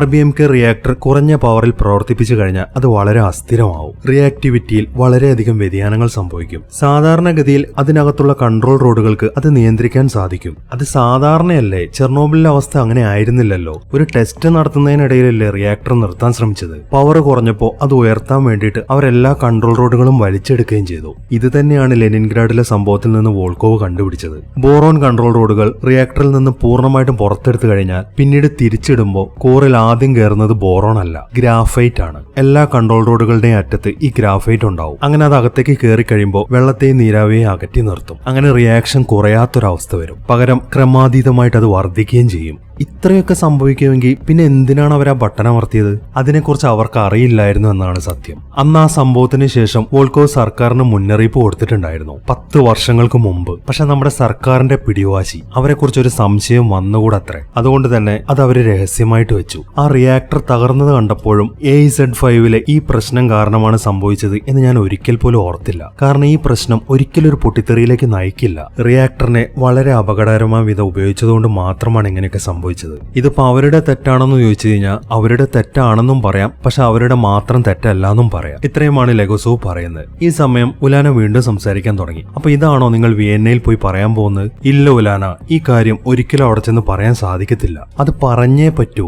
ഇപ്പൊ സോവിയറ്റ് യൂണിയനിൽ മാത്രം 16 RBMK റിയാക്ടർ ഉണ്ട്. അവയ്ക്കെല്ലാം ഈ പ്രശ്നങ്ങളുണ്ട്. അതുകൊണ്ട് തന്നെ ഈ കാര്യം അറിയിച്ചെങ്കിൽ മാത്രമേ അതെല്ലാം ശരിയാക്കാൻ നമ്മളെ കൊണ്ട് സാധിക്കത്തുള്ളൂ. നിങ്ങളുടെ വികാരം എനിക്ക് മനസ്സിലാവും, പക്ഷെ നിങ്ങൾ പറയുന്നത് നമ്മുടെ രാഷ്ട്രത്തിനെ മൊത്തമായി നാണം കെടുത്തണമെന്നാണ്. അതും നാണം കെടാതിരിക്കാൻ ഏതറ്റം വരെ പോകുന്ന ഒരു രാഷ്ട്രത്തെ. അതുകൊണ്ട് ഞാൻ പറയുന്നത് നമുക്ക് സർക്കാരുമായിട്ട് ഒരു ഡീൽ ഉണ്ടാക്കാമെന്നാണ്. അതായത് ഈ കാര്യം ഇപ്പോൾ നമ്മൾ വിയന്നയിൽ പറയുന്നില്ല, അവരിൽ കുറച്ച് ആളുകളോട് മാത്രം പറയാം. അവരാ റിയാക്ടറുകൾ ശരിയാക്കട്ടെ. നിങ്ങൾ എന്ത് തേങ്ങയാണ് ഈ പറയുന്നത്? നമ്മുടെ സർക്കാരുമായിട്ട് ഡീലോ? അവരതിന് സമ്മതിക്കുന്ന നിങ്ങൾക്ക് തോന്നുന്നുണ്ടോ? ഇതേ വഴിയുള്ളൂ. ഇനി ലെഗോസോവ് അവരെ നാണം കെടുത്തങ്ങാനും ചെയ്തു കഴിഞ്ഞാൽ അവർ നിങ്ങളുടെ കുടുംബത്തെയും സുഹൃത്തുക്കളെയും എല്ലാത്തിനെയും ദ്രോഹിക്കും. ആയിരിക്കാം, പക്ഷെ എനിക്കാണ് ഇങ്ങനെ ഒരു അവസരം കിട്ടുമെങ്കിൽ ഞാൻ ഉറപ്പായിട്ടും പറഞ്ഞേനെ. നിങ്ങളുടെ ഈ ധൈര്യം എനിക്ക് ഇഷ്ടപ്പെട്ടു കേട്ടോ. പക്ഷെ നിങ്ങളെക്കാൾ ഒരുപാട് ധൈര്യശാലികളെ ഞാൻ കണ്ടിട്ടുണ്ട്. ആളാവാൻ അവസരം ലഭിച്ചിട്ടും ഒന്നും ചെയ്യാതിരുന്നവർ. കാരണം നിങ്ങളുടെയും നിങ്ങളുടെ പ്രിയപ്പെട്ടവരുടെയും ജീവന്റെ മുമ്പിൽ ഈ ധാർമ്മികതയുണ്ടല്ലോ, അതിനൊരു വിലയുമില്ല. ജീവൻ രക്ഷപ്പെടുത്താനുള്ള ആഗ്രഹം മാത്രമേ കാണത്തുള്ളൂ. നിങ്ങൾ പറയുന്നൊക്കെ എനിക്ക് മനസ്സിലായി ബോറിസ്. ഞാൻ ഇനി ഒരു കാര്യം പറയാം. നിങ്ങൾ വസിലി എന്നു പേരുള്ള ഒരു ഫയർമാനെ കുറിച്ച് കേട്ടായിരുന്നോ? ചെർണോബിലിലെ തീയണയ്ക്കാൻ വന്ന ഫയർമാനാണത്. അപകടം നടന്ന് 2 ആഴ്ച കഴിഞ്ഞപ്പോൾ അയാൾ മരിച്ചു. അയാളുടെ ഭാര്യയുടെ പേരാണ് ലുട്മില്ല. അവളുടെ കാര്യങ്ങളൊക്കെ നോക്കിക്കൊണ്ടിരുന്നത് ഞാനാണ്. അവൾ പ്രഗ്നന്റ് ആയിരുന്നു. അവൾ പ്രസവിച്ചു. പെൺകുഞ്ഞായിരുന്നു. 4 മണിക്കൂറേ അത് ജീവിച്ചുള്ളൂ. അത്രയും റേഡിയേഷൻ അവളുടെ ദേഹത്തേക്ക് അടിച്ചുകൊണ്ട് അവൾ മരിക്കേണ്ടതായിരുന്നു എന്നാണ് ഹോസ്പിറ്റലിൽ നിന്ന് പറഞ്ഞത്. പക്ഷെ ആ റേഡിയേഷൻ എല്ലാം ആ കുഞ്ഞ് വലിച്ചെടുക്കാണ് ഉണ്ടായത്. നമ്മളിപ്പോൾ ഈ ജീവിക്കുന്ന രാജ്യമുണ്ടല്ലോ, ഇവിടെ അമ്മയുടെ ജീവൻ കുഞ്ഞുങ്ങൾ രക്ഷിക്കുന്ന അവസ്ഥ വരെയായി. അതുകൊണ്ട് കൊല്ലുന്നൊന്നും പറഞ്ഞ് എന്നെ പേടിപ്പിക്കാൻ നിൽക്കണ്ട. ഞാൻ പേടിക്കാൻ പോകുന്നുമില്ല. ആരെങ്കിലും ഒരാൾ സത്യം പറഞ്ഞു തുടങ്ങിയേ പറ്റൂ. നിങ്ങൾക്ക് പറ്റുമെങ്കിൽ അത് നിങ്ങൾ ചെയ്യുക എന്ന് പറഞ്ഞതിന് ശേഷം അവൾ അവിടെ നിന്ന് പോകുന്നു. അങ്ങനെ കുറച്ച് സമയങ്ങൾ കൂടെ കഴിഞ്ഞു. ആ റിയാക്ടറിന്റെ റൂഫിലെ പണി മുഴുവൻ കംപ്ലീറ്റ് ആയിരിക്കുകയാണ്. അതെല്ലാം സക്സസ്ഫുൾ ആയിട്ട് കംപ്ലീറ്റ് ആക്കിയതുകൊണ്ട് തന്നെ ആ പട്ടാളക്കാരൻ എല്ലാ ആളുകളോടും നന്ദി പറഞ്ഞുകൊണ്ടിരിക്കുകയാണ്. ആ ജോലി ചെയ്തതിന്റെ പ്രതിഫലമായി എല്ലാവർക്കും 800 റൂബിൾ വെച്ച് കൊടുക്കാമെന്ന് ഉത്തരവായിട്ടുണ്ട്. ജോലിയെല്ലാം സക്സസ്ഫുൾ ആയിട്ട് തീർത്തതിന്റെ സന്തോഷ സൂചകമായി 2 ആളുകൾ ചേർന്ന് അവിടെയുള്ള ഒരു ടവറിന്റെ മുകളിൽ സോവിയറ്റ് യൂണിയന്റെ കൊടി നാട്ടുകയും ചെയ്തു. ഈ എപ്പിസോഡ് ആരംഭിക്കുന്നത് 1986 ഏപ്രിൽ 25 രാവിലെയാണ്. പൊട്ടിത്തെറി നടക്കുന്നതിന് 12 മണിക്കൂറുകൾക്ക് മുമ്പ്.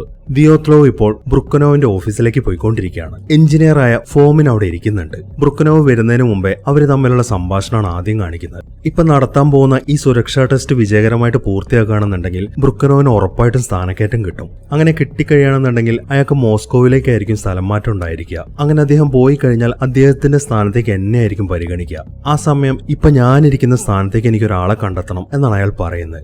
അത് കേൾക്കുമ്പോൾ നിങ്ങൾക്ക് എന്തുകൊണ്ട് എന്നെ റെക്കമെൻഡ് ചെയ്തുകൂടാ? ദിയോത്ലോവ് ചോദിക്കുന്നു. ഞാനും അത് ആലോചിച്ചതാണ്. എന്തായാലും നിന്റെ കാര്യം ഞാൻ പരിഗണിക്കുന്നുണ്ട് എന്നാണ് അയാൾ പറയുന്നത്. ഈ സമയത്താണ് ബ്രുക്കനോവ് അങ്ങോട്ട് വരുന്നത്.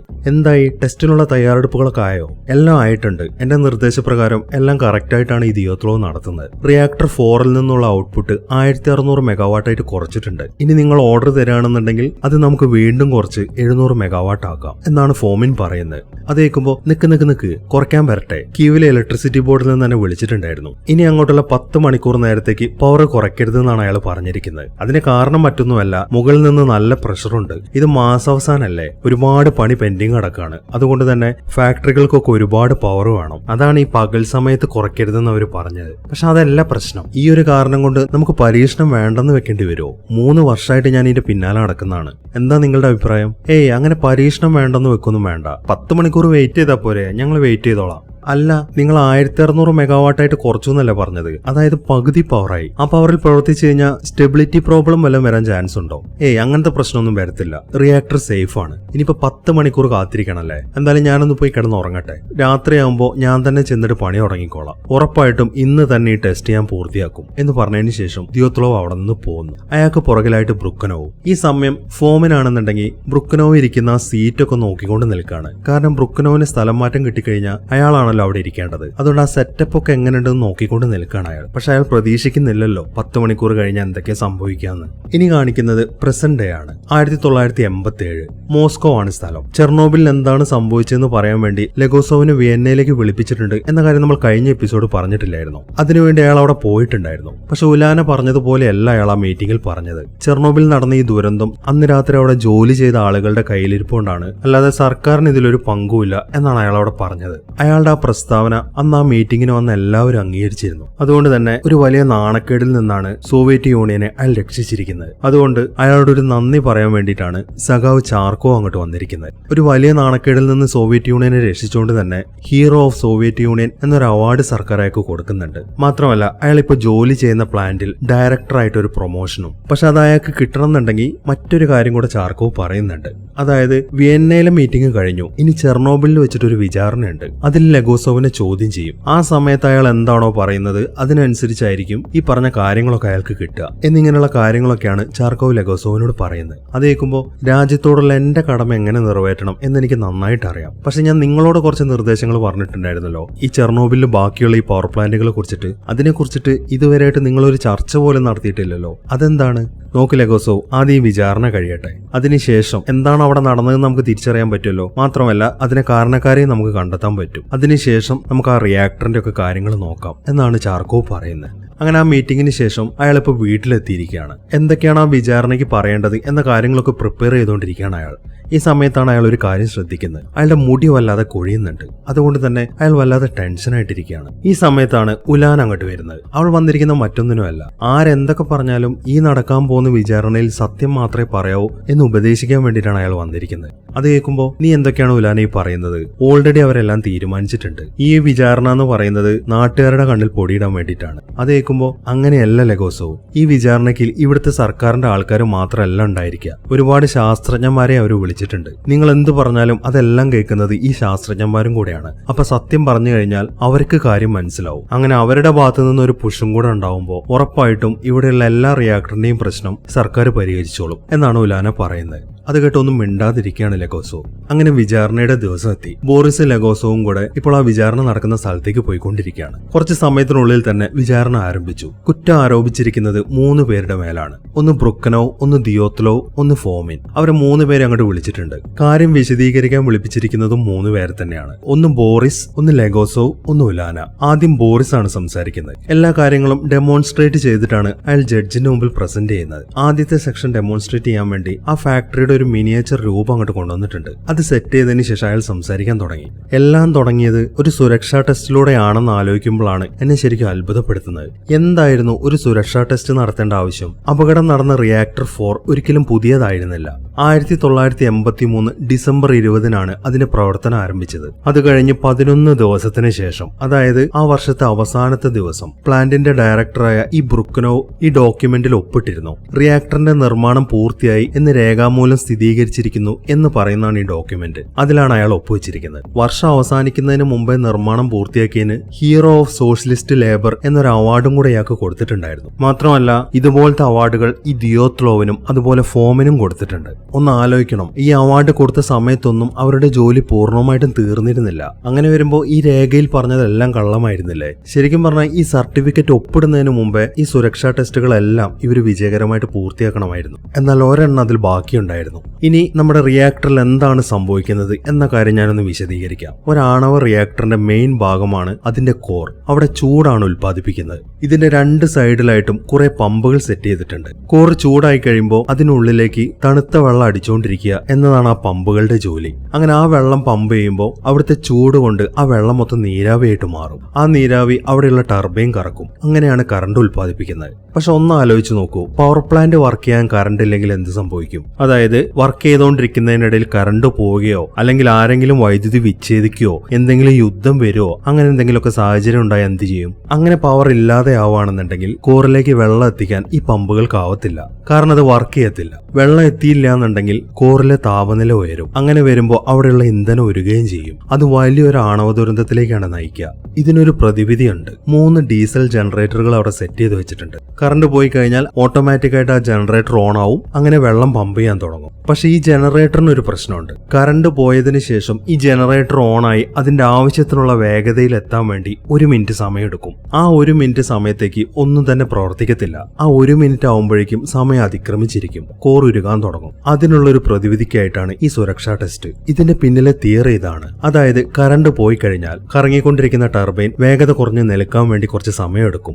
ആ സമയത്ത് കുറച്ച് വൈദ്യുതി ഉൽപ്പാദിപ്പിക്കുന്നുണ്ടാവും. ആ വൈദ്യുതി നേരിട്ട് പമ്പിലേക്ക് കൊടുത്തു കഴിഞ്ഞാൽ ജനറേറ്റർ ഓൺ ആവുന്നത് വരെ ആ വൈദ്യുതി വെച്ചിട്ട് വെള്ളം പമ്പ് ചെയ്യാൻ സാധിക്കും. ഈ ഒരു കാര്യം ശരിയാവുമെന്ന് അറിയാൻ വേണ്ടി അന്നത്തെ ദിവസം റിയാക്ടറിനെ കുറഞ്ഞ പവറിൽ പ്രവർത്തിപ്പിച്ചു, അതായത് 700 മെഗാവാട്ടിൽ. ഒന്ന് ഓർക്കുക, ഈ റിയാക്ടർ കറക്റ്റായിട്ട് പ്രവർത്തിക്കണം എന്നുണ്ടെങ്കിൽ 3200 മെഗാവാട്ട് പവറാണ് വേണ്ടത്. ആ സ്ഥാനത്താണ് ഇവർ 700 മെഗാവാട്ടിൽ പ്രവർത്തിപ്പിച്ചത്. ശരിക്കും പറഞ്ഞാൽ വൈദ്യുതി തടസ്സം ഉണ്ടാവുമ്പോൾ സംഭവിക്കുന്ന പോലെ. എന്നിട്ട് ടർബൈനുകൾ ഓഫ് ചെയ്യുകയും ചെയ്തു. അതിന്റെ വേഗത കുറഞ്ഞു വരുന്ന സമയത്ത് അവിടെ ഉൽപ്പാദിപ്പിക്കപ്പെടുന്ന വൈദ്യുതിയുടെ അളവ് എത്രയാണെന്ന് നോക്കി. അതായത് ആ വൈദ്യുതി വെച്ച് ആ പമ്പുകൾ പ്രവർത്തിപ്പിക്കാൻ പറ്റുമെന്ന് ചെക്ക് ചെയ്തു. ഇതിന് പിന്നിലുള്ള സയൻസ് കറക്റ്റ് ആണ്. പക്ഷെ ഒരു ടെസ്റ്റിന്റെ ഗുണം അത് നടത്തുന്ന ആളുകളുടെ ഗുണം അനുസരിച്ചിരിക്കും. 3 തവണയാണ് ഇതിനു മുമ്പ് ഇവർ ടെസ്റ്റ് നടത്തിയത്. ആ 3 തവണ ഇവർ പരാജയപ്പെട്ടു. 4ാമത്തെ ടെസ്റ്റ് നടത്തിയപ്പോഴാണ് ഇങ്ങനെ ഒരു പൊട്ടിത്തെറി സംഭവിച്ചിരിക്കുന്നത്. ഇത്രയും പറഞ്ഞതിന് ശേഷം ബോറിസ് അയാളുടെ സീറ്റിലേക്ക് പോകുന്നു. അടുത്തതായിട്ട് സംസാരിക്കുന്നത് ഉലാനയാണ്. അന്ന് രാത്രി സംഭവിച്ചത് എന്താണെന്ന് മനസ്സിലാക്കാൻ വേണ്ടി അതിന് 10 മണിക്കൂർ മുമ്പ് സംഭവിച്ചത് എന്താണെന്ന് നോക്കണം. അതായത് ഏപ്രിൽ 25-ന്. അന്നായിരുന്നു യഥാർത്ഥത്തിൽ ടെസ്റ്റ് നടക്കാനിരുന്ന ദിവസം. ഉച്ചയ്ക്ക് 2 മണിയോടെ റിയാക്ടറിന്റെ ഔട്ട്പുട്ട് സാധാരണ അളവായ 3200 മെഗാവാട്ടിൽ നിന്ന് കുറച്ച് അതിന്റെ പകുതിയായ 1600 മെഗാവാട്ടാക്കിയിട്ട് മാറ്റി. മാത്രമല്ല ടെസ്റ്റിന് വേണ്ടി വീണ്ടും കുറയ്ക്കാൻ റെഡി ആയിട്ടിരുന്നു, അതായത് 700 മെഗാവാട്ടിലേക്ക്. പക്ഷെ ടെസ്റ്റ് തുടങ്ങുന്നതിന് മുമ്പ് ഒരു ഫോൺ കോൾ വന്നു. അത് കീവിലെ ഇലക്ട്രിസിറ്റി ബോർഡിൽ നിന്നായിരുന്നു. ടെസ്റ്റ് നടത്തണമെങ്കിൽ 10 മണിക്കൂർ കൂടെ വെയിറ്റ് ചെയ്യണം എന്നാണ് അവർ അറിയിച്ചത്. അതുകൊണ്ട് തന്നെ അവർ ആ ടെസ്റ്റ് 10 മണിക്കൂർ നേരത്തേക്ക് മാറ്റിവെച്ചു. ഇവിടെ മുതലാണ് കളി മൊത്തം മാറാൻ തുടങ്ങിയത്. അപകടത്തിലേക്ക് നയിച്ച ഏറ്റവും പ്രധാനപ്പെട്ട സമയം ഇതായിരുന്നു. ബുദ്ധിയുള്ള ഒരു മാനേജ്മെന്റ് ആയിരുന്ന റിയാക്ടറിന്റെ തലപ്പത്തെങ്കിൽ ഈ ഒരു അവസ്ഥയിൽ ആ ടെസ്റ്റ് നടത്താൻ സമ്മതിക്കത്തില്ലായിരുന്നു. പക്ഷെ ഈ ഇരിക്കുന്ന 3 പേർ അത് തുടരാനാണ് അനുവദിച്ചത്. അതുമൂലം 2 പ്രശ്നങ്ങളാണ് ഉണ്ടായത്. ഒന്ന് സയന്റിഫിക്കലായിട്ടും ഒന്ന് മനുഷ്യൻ കാരണവും. അതിൽ 2ാമത്തെ പ്രശ്നമാണ് നമ്മൾ ആദ്യം ശ്രദ്ധിക്കേണ്ടത്, അതായത് മനുഷ്യന്റെ ഭാഗത്ത് പറ്റിയ തെറ്റ്. ഇത്രയുമാണ് അവളിപ്പോ പറയുന്നത്. അതിനുശേഷം അന്ന് രാത്രി നടന്ന കാര്യങ്ങൾ എന്താണെന്ന് കാണിക്കുകയാണ്. അതായത് രാവിലെയാണ് യഥാർത്ഥത്തിൽ ടെസ്റ്റ് നടക്കാനിരുന്നത്, പക്ഷെ രാവിലെ ടെസ്റ്റ് നടന്നില്ല. അതുകൊണ്ട് തന്നെ അത് രാത്രിയിലേക്ക് ഷിഫ്റ്റ് ചെയ്തു. ഈ ബാച്ചാണ് നൈറ്റ് ഷിഫ്റ്റിന് വേണ്ടി വന്നിരിക്കുന്നത്. ഈ കൂട്ടത്തിലുള്ളതാണ് ഈ ടോപ് ടു നോവ്. ഫാക്ടറിയിൽ എത്തിയതിനു ശേഷം ഡ്രസ്സിംഗ് റൂമിൽ വെച്ചിട്ട് അവന്റെ കൂടെ ജോലി ചെയ്യുന്ന ഒരാൾ ഒരു കാര്യം അവനോട് പറയുന്നുണ്ട്. അതായത് അക്കിമോ എന്തോ ടെസ്റ്റ് ചെയ്യാൻ റെഡി ആയിട്ട് നിൽക്കാണ്, നിന്നോട് എത്രയും പെട്ടെന്ന് കൺട്രോൾ റൂമിലേക്ക് പോകാൻ പറഞ്ഞിട്ടുണ്ട് എന്നാണ് അയാൾ പറയുന്നത്. ടോപ് ടു നോവ് ആണെന്നുണ്ടെങ്കിൽ വേഗം തന്നെ കൺട്രോൾ റൂമിലേക്ക് ചെല്ലുന്നു. അവനെ കാണുമ്പോൾ അക്കിമോ സംസാരിക്കാൻ തുടങ്ങി. രാവിലത്തെ ഷിഫ്റ്റിൽ ചെയ്യാറുന്ന ടെസ്റ്റിനെ കുറിച്ച് നിനക്ക് വല്ല അറിവുണ്ടോ? കഴിഞ്ഞ വർഷം അവർ ശ്രമിച്ചിട്ടില്ലായിരുന്നു ഒരു ടർബൈൻ കറക്കുന്ന ടെസ്റ്റ്? ആ സംഭവം തന്നെ. അവർക്കത് പകല് ചെയ്യാൻ സാധിച്ചില്ല. അതുകൊണ്ട് ആ പണി ഇപ്പൊ നമുക്ക് കിട്ടിയിരിക്കുകയാണ്. നമുക്കോ? അതിന് നമ്മളോട് ആരോടൊന്നും പറഞ്ഞില്ലായിരുന്നല്ലോ. നീ ടെൻഷൻ ആവാതെ, ഞാനിവിടെ ഇല്ലേ. നമുക്ക് കിട്ടിയിരിക്കുന്ന നിർദ്ദേശം പവർ 700 മെഗാവാട്ടായിട്ട് താഴ്ത്താൻ വേണ്ടിയിട്ടാണ്. അതിനുശേഷമുള്ള കാര്യങ്ങളൊക്കെ ബാക്കിയുള്ളവർ നോക്കിക്കോളും എന്നാണ് അക്കിമോ പറയുന്നത്. മാത്രമല്ല ദിയോത്ലോ ആണ് മേൽനോട്ടം വഹിക്കുന്നത് എന്നും അയാൾ പറയുന്നുണ്ട്.